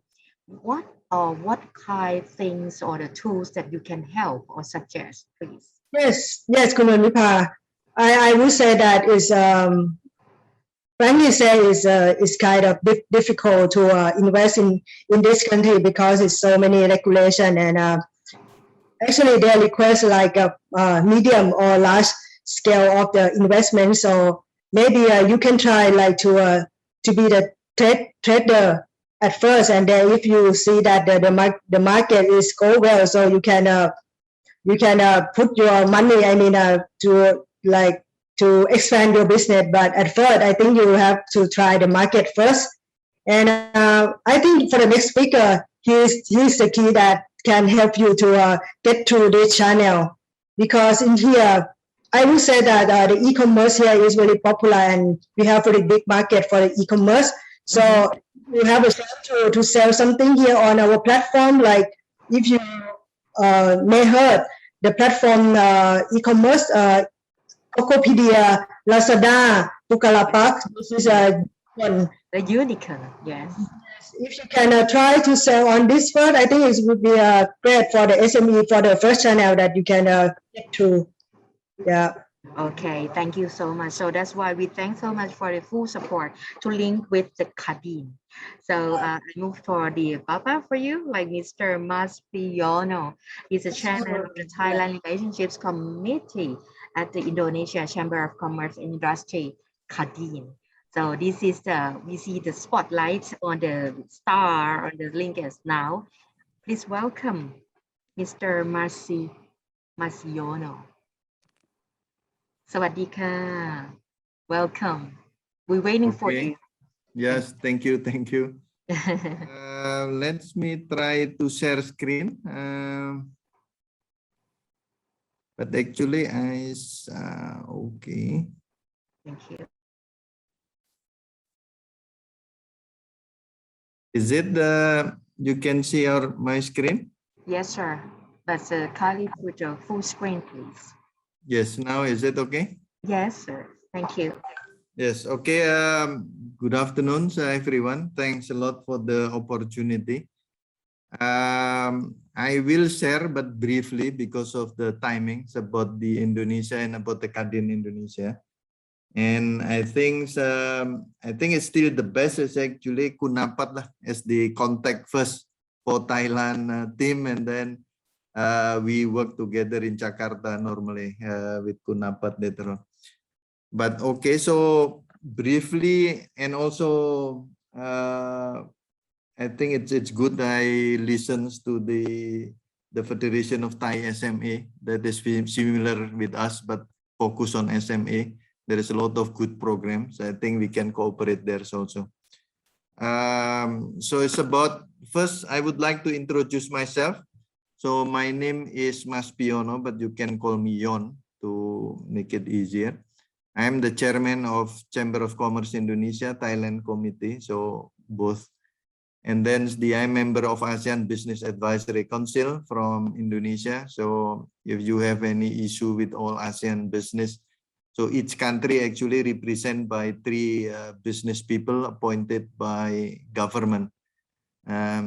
So in Thailand, we have 3 representatives. Also Indonesia have 3, Vietnam 3. So each ASEAN country, we have 3 as the partner of the ASEAN.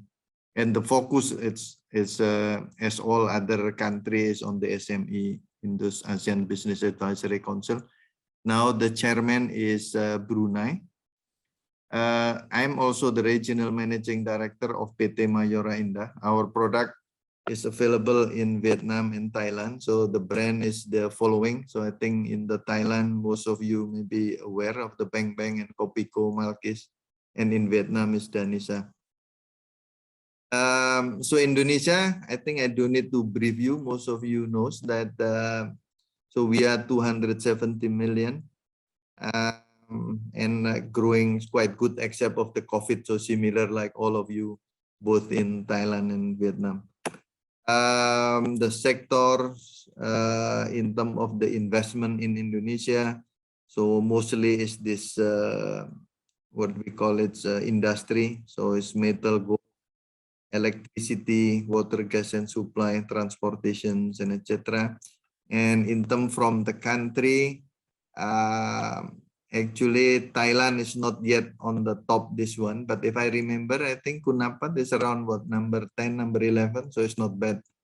And normally every year is increasing from Thailand, but last year because of COVID is down, but I saw the latest number is up again, both in trade and investment. So hopefully with all this kind of forum working together, so both trade and investment in both country, and now it's including Vietnam, could be better and better. This is the focus of Indonesian government, export-oriented industry, renewable energy, mining and infrastructure. And now is the big discussion is mostly on the electric car and the battery and the nickel, which Indonesia is very strong on the raw material of this of the battery. But now they really focus on the manufacturing downstreams and the medical device industry. So Indonesia, maybe as you were compared to Vietnam and Thailand, is not very good in terms of the investment climate. But I think with the Jokowi second term, maybe you heard about the omnibus law. Basically is they make really a lot of easier to doing business in Indonesia. But if you need more information later on, we can have another forum or we can connect to get what is omnibus law. I think a few months ago I talked to the Thai business people also about what is the omnibus law. Basically, there is a lot of things happening, and the objective is how to make investment and doing business easier in Indonesia. So now about the Kadin. So the Kadin is the Indonesian Chambers of Commerce Industry. This is umbrella organization of the Indonesian business. This organization is the only one organization mandated by law. We speak on behalf of private business to liaison with the government official for all relevant sector. Kadin is totally driven and financed by private sector, so we don't receive any money from the government, but we work closely with government and serve the business community. So similar like your Federation of Thai, so we have also all representative in the provision level. So we have 34, not like you guys in Thailand, you have more than 30 provinces, isn't it? And we have more 500 districts. So this is what Kunapat mentioned. Indonesia is because we are very large country, so sometimes in central, not necessarily happening in the area, whether in the governor level or we call it a kabupaten and kota madya. So that is below province. So both government and the organization should also available in the area. Yeah? And so we have 34 bilateral committees. So one of them is Thailand. So Thailand we consider is very important partner. And we have the Kadin support desk. Later on I will explain. So if Thailand business people, Vietnam business people, or others need more information or connect with the private sector in Indonesia or other, can go through this Kadin business support desk. So we represent also more than 130 business association. So because each of the business sector has their own association, whether you are food association, you are beverage association, you are textile, you are all other. So we have so many association, but all is under one roof, which is under Kadir or Indonesian Chamber of Commerce. And also under Chamber of Commerce is state-owned enterprise. I don't know in your other country, but here is also mandated by law that even if the company belongs to the government, that they should join also the Kadin. And our current Minister for Enterprise, state-owned enterprise is also before is the what we call it, the organize is part of the Kadin team. So our relationship is very close on that one.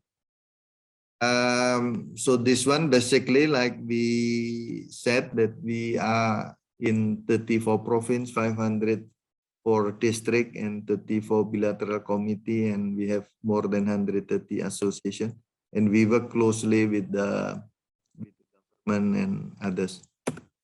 So we just get the new chairman. He's just appointed few months ago. So the name is Mr. Arsad. So he is from Indica Group, so from private company, and he has the key theme of this year. He calls it Restore Health, Revive the Economy, and the focus is on this one. I do need to read one by one. So the slide is I send to Kunapat and organizer. So whoever interested in can look and read. And if you have more questions, you can ask me later on or by WhatsApp or email. This one is I want to inform also about the Kadin Business Service Desk. So we have special team in Kadin because Kadin is so big organization. So actually there is a service of business matching. You want to reach certain member, or you want to do the market research or advisory, or you want to organize business event, or there is some project or strategic partnership. So this Kadin BSD we call is the place to connect, and I will later on share the contact person of this one. Yeah, so this one is business matching. So this is what they have done. So it's more than 20 countries already use the service. more than 2,000 plus advance meeting, and also the business trip mission. But I think it's again, I think I encourage Kunapat, it's still, or we normally work with Kun Bonbat in working together if there is Thailand businessman wants to enter Indonesia. But if needed helps, then normally we cooperate together. Some tip of doing business in Indonesia, I think I don't need to explain that. I think most of you are expert on this one already. And this is it. So this one is the contact of the Kadin BSD. And there is a person called Safitri is very helpful. There is WhatsApp number there. So you can contact her or you can contact me if you need further information.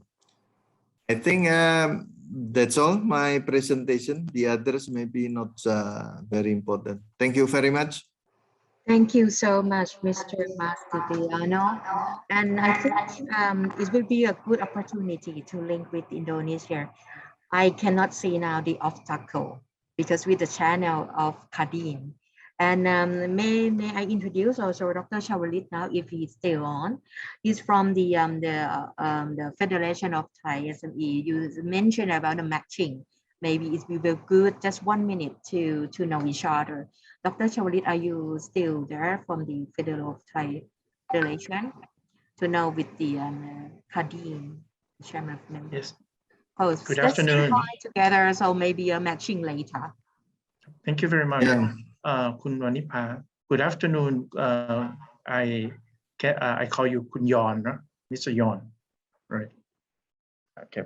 I was listening to your presentation and really impressed. But there are lots of information that there some part I missed some part. But I believe that we can do collaboration together between Thailand and Indonesia soon. Okay, thank you. Mr. Papaya, can you turn on the microphone, please? Just sorry. Yes. Yes, Yeah, sir. thank you very much. Nice to meet you. So would be glad if I could receive the WhatsApp number, then we can communicate offline after that. Sir. Thank you. Okay, thank you. And also they have some medical device or the regular and also a member of the federation as well. Thank you. Okay, now thank you for the Indonesian business link. Now we move on to Vietnam. And thank you so much for the director in UI Hanoi. It's been waiting for so long, the last station. Let me introduce Director Axis Soitong. Please welcome on board. Thank you so much. Afternoon. Thank you, moderators, and good afternoon, participants and all attendees for today. Maybe I'm the last sessions, and I don't know how long that the time that I have now.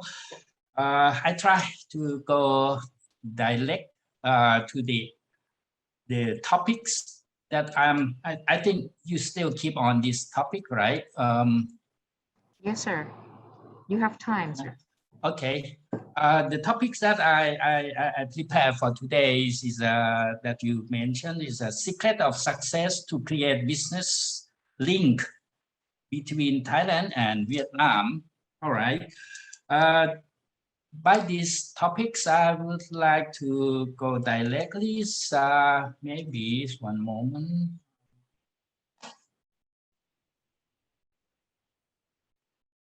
I want to share the screen. Already on, sir. But okay. Make it full view, please. Full yeah, screen. it's Thank already you. right. Okay. Yeah, the Thai investment in Vietnam, we can say that this is the biggest destination of the Thai investment overseas. By the numbers and by the value, most of the investment overseas from Thai companies is Vietnam, more than the others put together. This is the numbers that I showed you today is the update by the end of the half years of this 2021. And if we talk about the SME, SME, we understand that on the part of investment, it's just difficult. It's difficult. I know. So we know by my experience and by my experience more than 15 years involved with promoting Thai overseas investment is quite hard, and the success is not much. That's why I will explain later on. Anyway, in Vietnam, you can see the numbers of the SME here.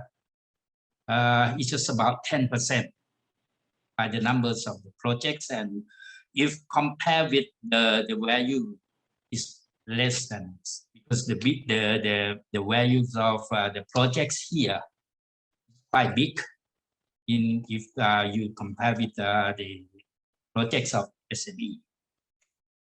This is the companies here in Vietnam. You can see most of them, they are quite large and not a medium scale also. But some of them here, they are small and medium. The small and mediums, they have the secret to do the investment overseas. What is the secret? The secret from investment overseas, they have two levels of the investment, two kinds. One is the large investment, the big companies, even the conglomerate like SCG, CP. Those companies has a lot of energy, have a lot of money, to expand the business. They can do easily, and that is the case of success. But what about the other one? The other one should be small. I might emphasize on the small, not the medium, because why? The small is run by the owners. Run by the owners means the cost is for the owners, but for the medium scale, it's a bit difficult. The owners is not here. The owners is in Thailand, so they hire many managers, and that is the cost, and that is not the my experience that has haven't found any success case. Rarely, I can say like that. That's why. But the success factors in overseas investment, I can conclude the 5 factors. If they're small scale, you can do this and follow this through, you will success in the country, in overseas, not only Vietnam, Indonesia, or any place. First, investment is on the timing, the right time to invest, the right time to sell the products. That is timing. The second is the qualities of products. Qualities of products should not just good, maybe different, maybe fit to the needs of the market. This is the qualities that I mean. Okay, price and financial, price of the goods that we understand, but the financial support. Or to invest in overseas, you need the finance. Finance here today, we have Exim Bank and support, has not only for trading, for export the goods from Thailand. Exim Bank can support the projects. If it's good, if you have good projects, you offer them and you can talk to them. In Vietnam, Exim Bank just operate the office here, the rep office in Ho Chi Minh City. Yeah, that I think this one solution is going to be a good choice for the Thai investor. The next one is the know-how. Know-how in terms of know-how to produce, know-how to manage. That is more important. That means experience. Experience. We have developed, we have passed the situation like this as of how to do business successfully in Thailand before, and you can move that, you can use that experience. That is your asset, I can say. The last one, very important for West in the countries. Some countries that like CLMV, ASEAN, or in Asia, in Africa, is a know who. Know who is know who's to help you, know who for support you. This is the factors very important for the countries that I mentioned. This is the local success. 5 factors. If you can fill this small or mediums and fill up all these kind of factors and do the business overseas, even in the hard countries, some competitive market like Vietnam. We suggest from starting for this SME. SME, we just want you to test. You have to have 2 things to do business. Finally, for investment, we means 2 kinds. We mean 2 kinds at 2 level. One is trading firms. Second is manufacturing in the country. Trading firms, you have to try the market first, know the market, then they will find out, know anyone who can help you to sell the products here, how to come here is your experience in Thailand can teach you how to do that here. Okay, first is trading, and second, establish companies. Establish what? Establish what? The trading companies, establish the company to build a factory in the last. That is a step by step. Just follow this. For the SME, especially this one, I just suggest for the SME only. The first thing, you have to have the strong attention to come, strong attention to do this business in these countries, in Indonesia, in Vietnam, in Myanmar, in Cambodia, in Laos, for easier, solutions for easier countries. You might have its head now. Strong attention, pay strong attention. But you have to have the strong attention. Stay close to the site. Stay close to the site. Have to experience to visit, have experience to come, have to follow information or follow law and regulations in those markets, in those countries. Stay close. If you sense the trading companies, for example, when you export your products to here, you have their office representative here in the countries. You have to know about the regulation that always change. Not only Thailand, not only Vietnam or Myanmar or any place. In Vietnam, especially the regulations, the laws change rapidly. That is you to have to follow. On the on the right side, you can see the language barrier. Language is one of the things for the SME you should learn by yourself. You have to understand what they communicate. The communication is very important, and language barriers is a must. You have to apply the rule. Just don't think anything about the past, the rule, the regulations that you have experienced in the countries before, or you have experienced for the other countries. Don't think about that.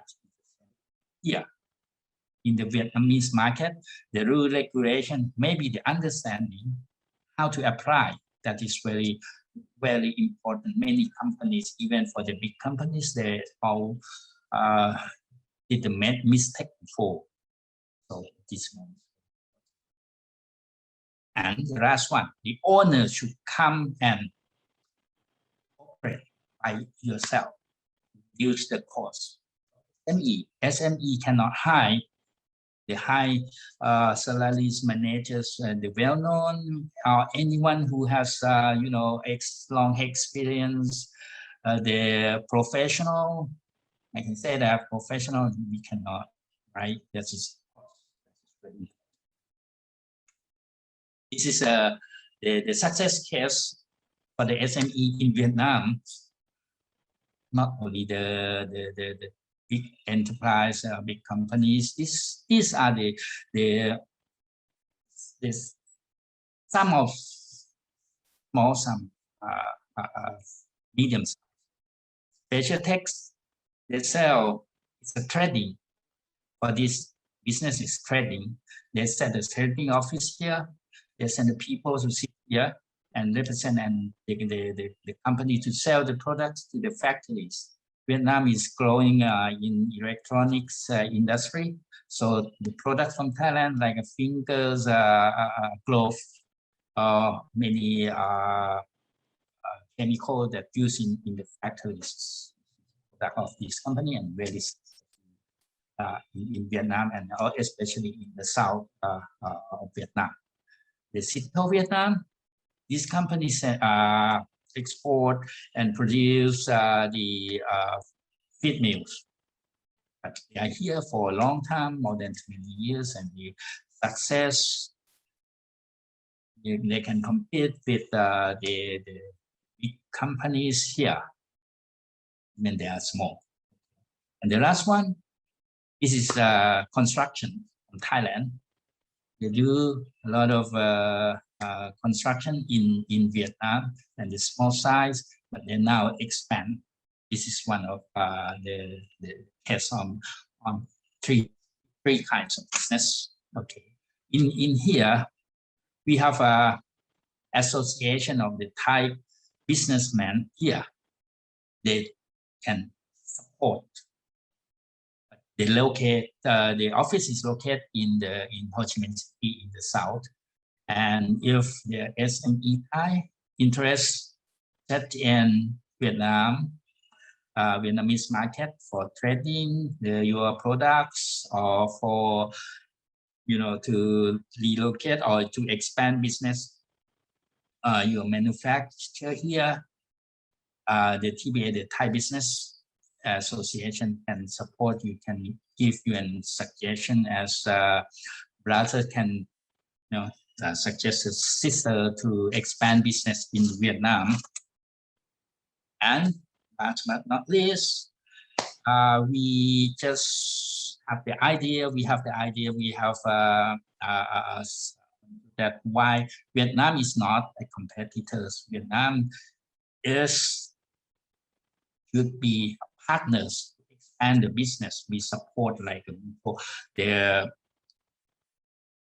someone who said before that we can cooperate to expand, to strengthen the business, especially in terms of the supply chains. Today we have the event in Thailand. The industrial linkage between our two countries should be promoted more and more. Yes, but today I think I may besides on the answer of the question, the topics of today's. If any questions for us, we can do it anytime. Thank you very much. Thank you so much, Director Tasit. May I ask some little question that we know that you just organized the matching from the Thai and the Vietnam. Can you just mention or tell us a bit about that? How success of that? Because some of the participants here already joined, and Yes. you said very good. Thank you. Yes, this is one of the projects that we have done in this year. Last month, we have Thai companies, 37 companies, has many kinds of products, many kinds of investment, from logistic to food industry to supporting industry like auto parts or machineries. From Thailand, we match with the Vietnamese companies, 100 companies, 102 companies Vietnamese. We have matching 220 matching for this year, and we hope that this is not a starting point. It will be done more and more in the futures. Thank you so much. Thank you for your time. And Thank now thank you. And thank you as we move on to the last but not least speaker.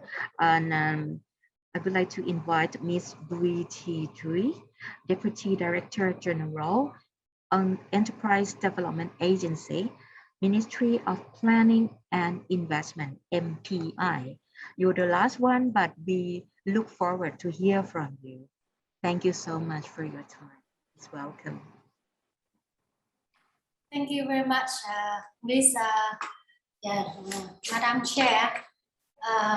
I'm the last person to talk about investment in Vietnam today.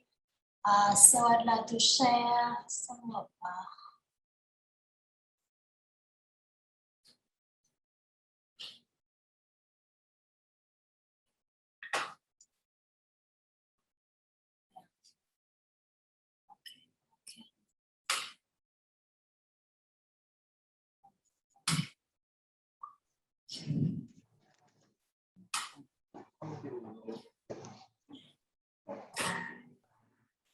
sorry, I'd like to share. I'd like to share. It's okay.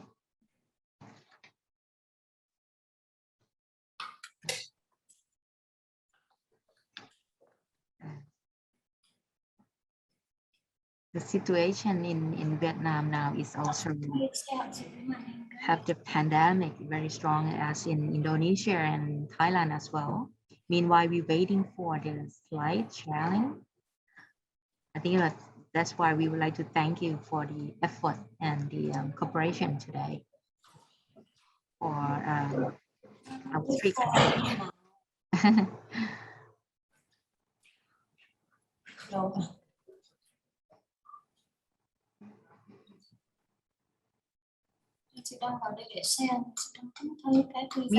Meanwhile, we're waiting. I think for the Dr. Chavalit, I think next event you may have country to have an event, right? Đây nhưng mà nó lại từ những cái này, nó không có từ desktop.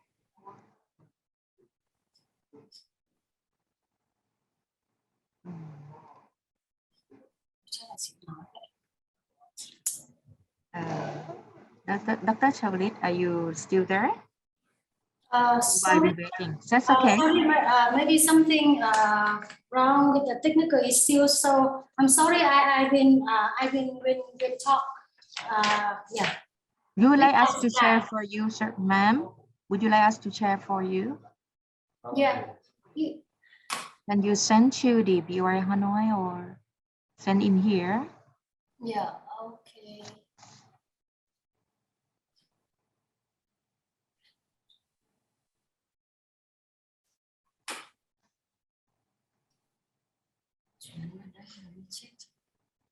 If not, I'll send you in the chat room. Yeah, I just sending to the chat. Okay. Yeah. Um, Can you help me to share? Informa, have you got that? We haven't got it yet. Informa, can you get the PowerPoint, please? I in the chat room, chat box. Have you sent it? Yeah, I already sent in the chat. We cannot see it yet. Right. So it's sorry. Okay. Yeah. No problem. I will talk without the slide, and we can discuss later. Sorry. No problem. Yeah. So I'd like to update you with some of the investment policy recently. And I see that I just listened to the presentation from some of the speakers, and I think it's very good for us to the next coming time to support the linkage enterprise between Vietnam, Thailand, and Indonesia. So recently, there are more than 140 economies have invested in Vietnam, with a total of more than 34,000 projects. And now the accumulated registered capital reached $400.6 billion US. And recently, even because of COVID-19, we still reached 19.1 billion US registered capital of FDI companies in the first 8 months of this year. So we see that it's still a lot of potential for Vietnamese market to interest the FDI from both the ASEAN countries and also the Thailand and Indonesia. As the representative from Thailand, we just told that almost of that project is coming from the medium and large company from Thailand. The SME from Thailand account only for 10%. So we hope that in the next coming year, we can increase this number. And even the Thai and Indonesia, even Vietnam is one of the big markets for the Thailand companies with many famous names in famous companies in Vietnam. But in the ranking, we see that investment from Thailand and Indonesia is still limited compared to other FDI, other countries invest in Vietnam. So now the first ranking is South Korea, the second Japan, Singapore, Taiwan, Hong Kong, and so on. The Thailand and Indonesia are still at the low rank in Vietnam. So we hope that in the next coming time, we should improve the cooperation so that is more companies from Thailand and Indonesia and ASEAN countries invest more in Vietnam. And recently, as you see, the Vietnamese enterprise and also enterprise in all over the world with a lot of difficulties because of COVID-19. In Vietnam, almost the enterprise have to delay the production, and they only can operate about 30 to 50% because in some big cities like Ho Chi Minh City and in the south of Vietnam, because of COVID-19, so many companies have to close down and also stop manufacturing and production. So in that context, Vietnamese government already issues a lot of policies to supporting the enterprise to recover from the COVID-19. We have a lot of policy to support the enterprise. Like we working with the banking sector to give soft loans to reduce the interest rate for the enterprise. And also we have the policy to reduce 30% of the business income tax, 30% of VAT for businesses who are affected by COVID-19. We also have policy to reduce the cost for business like electricity costs, internet costs, and other taxes and fees like environmental tax, transportation fee, and so on. And also the government also work closely with enterprise to make plan to help them to recover from the pandemic, support them with the vaccine, PCR testing to come back to production as soon as possible. And beside that policy, from our agency, we are the agency for enterprise development under Ministry of Planning and Investment. And our main task is to support the SME to operate and also to develop. So we are the government agency, and 2 years ago, we already submit to the government to submit to National Assembly to issue the SME supporting law. And this law, we have the 8 main groups to support the SME from in terms of taxation, also the finance access, market access. We also support the SME in terms of human resource capacity building. We send the advisors, consultants to the SME to help them to review the business plan, to help them to make the new business plan. And also we have three programs, targeted programs to support the SME. Is the first one, we focus on support the business household to set up the business, to formalize them. The second program, we focus on to support the startup companies. And recently, the NPI also set up the National Innovation Center.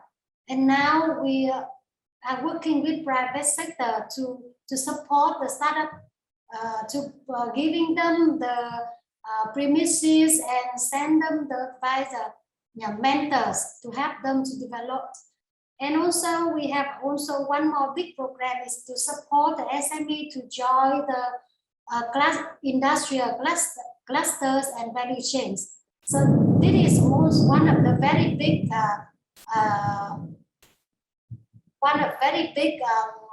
program we are implementing to support the SME.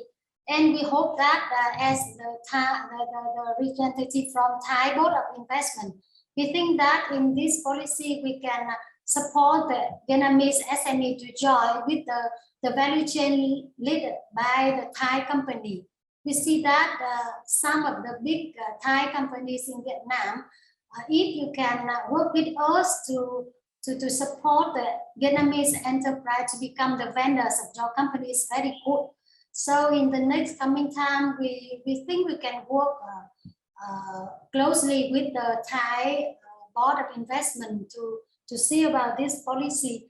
And we also spend some of the state budget from state budget to support the SME to join this value chain. Like we support them to testing the product, support them with the technology transfer and so on, with the human training, human resource training and others. So yeah, today we do not have a lot of time, so I will stop my presentation here. Sorry, because I cannot show the presentation, but we hope that in the next time we can have more opportunities to cooperate and to work together. Thank you very much. Thank you, Deputy Director General, Ms. Bui Tuning. I'm from your speech or not presentation. I think we gonna have the cooperation together, not for the Thai SME to go for the FDI, but first of all, how to enter the market. Do you have the package on that as well, right? Yeah. Okay, so you research what kind of business sector that you think will be a good opportunity apart from the chips or automotive or electronics, other sectors? Yeah. I think some of the sector we think that is very potential to matchmaking, like supporting industries like you mentioned.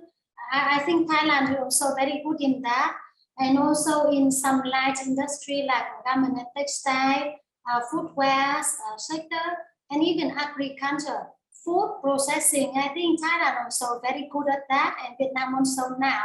We have many small and medium companies in this sector. We can match them to matchmaking together, and with some of other potential. So we can have the win-win operation, so that we will make the benefits both for Thai and Vietnam's company.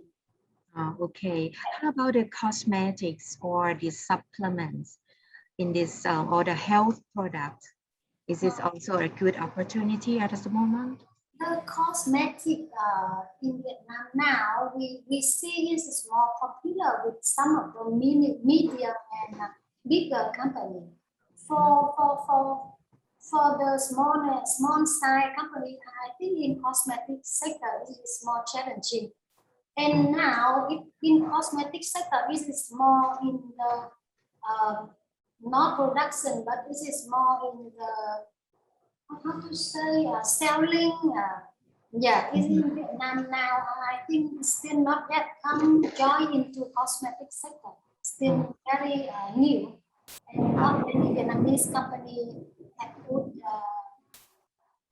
in this sector. Yeah, this question because some are very popular from Thai product for cosmetic. Yeah. Okay. Anything else that you would like to mention before we end up the session of this, Madam? I think it's over cover. Okay, so thank you very much indeed for your time. We got a fruitful information from you. Thank you so much, Deputy Director General. Okay, so I think in my part for the panel session and all the session, we thank you and we pass on to the Ms. Papasan and the end of this. Thank you. Thank you. Thank you very much, distinguished speaker and Kun Wanipa. Ladies and gentlemen, it's time the end of the seminar. So thank you very much for your participation. We hope that the seminar today has offered knowledge, insight, and information which can be applied to practical use or in your business. So thank you very much and see you next time. Thank you.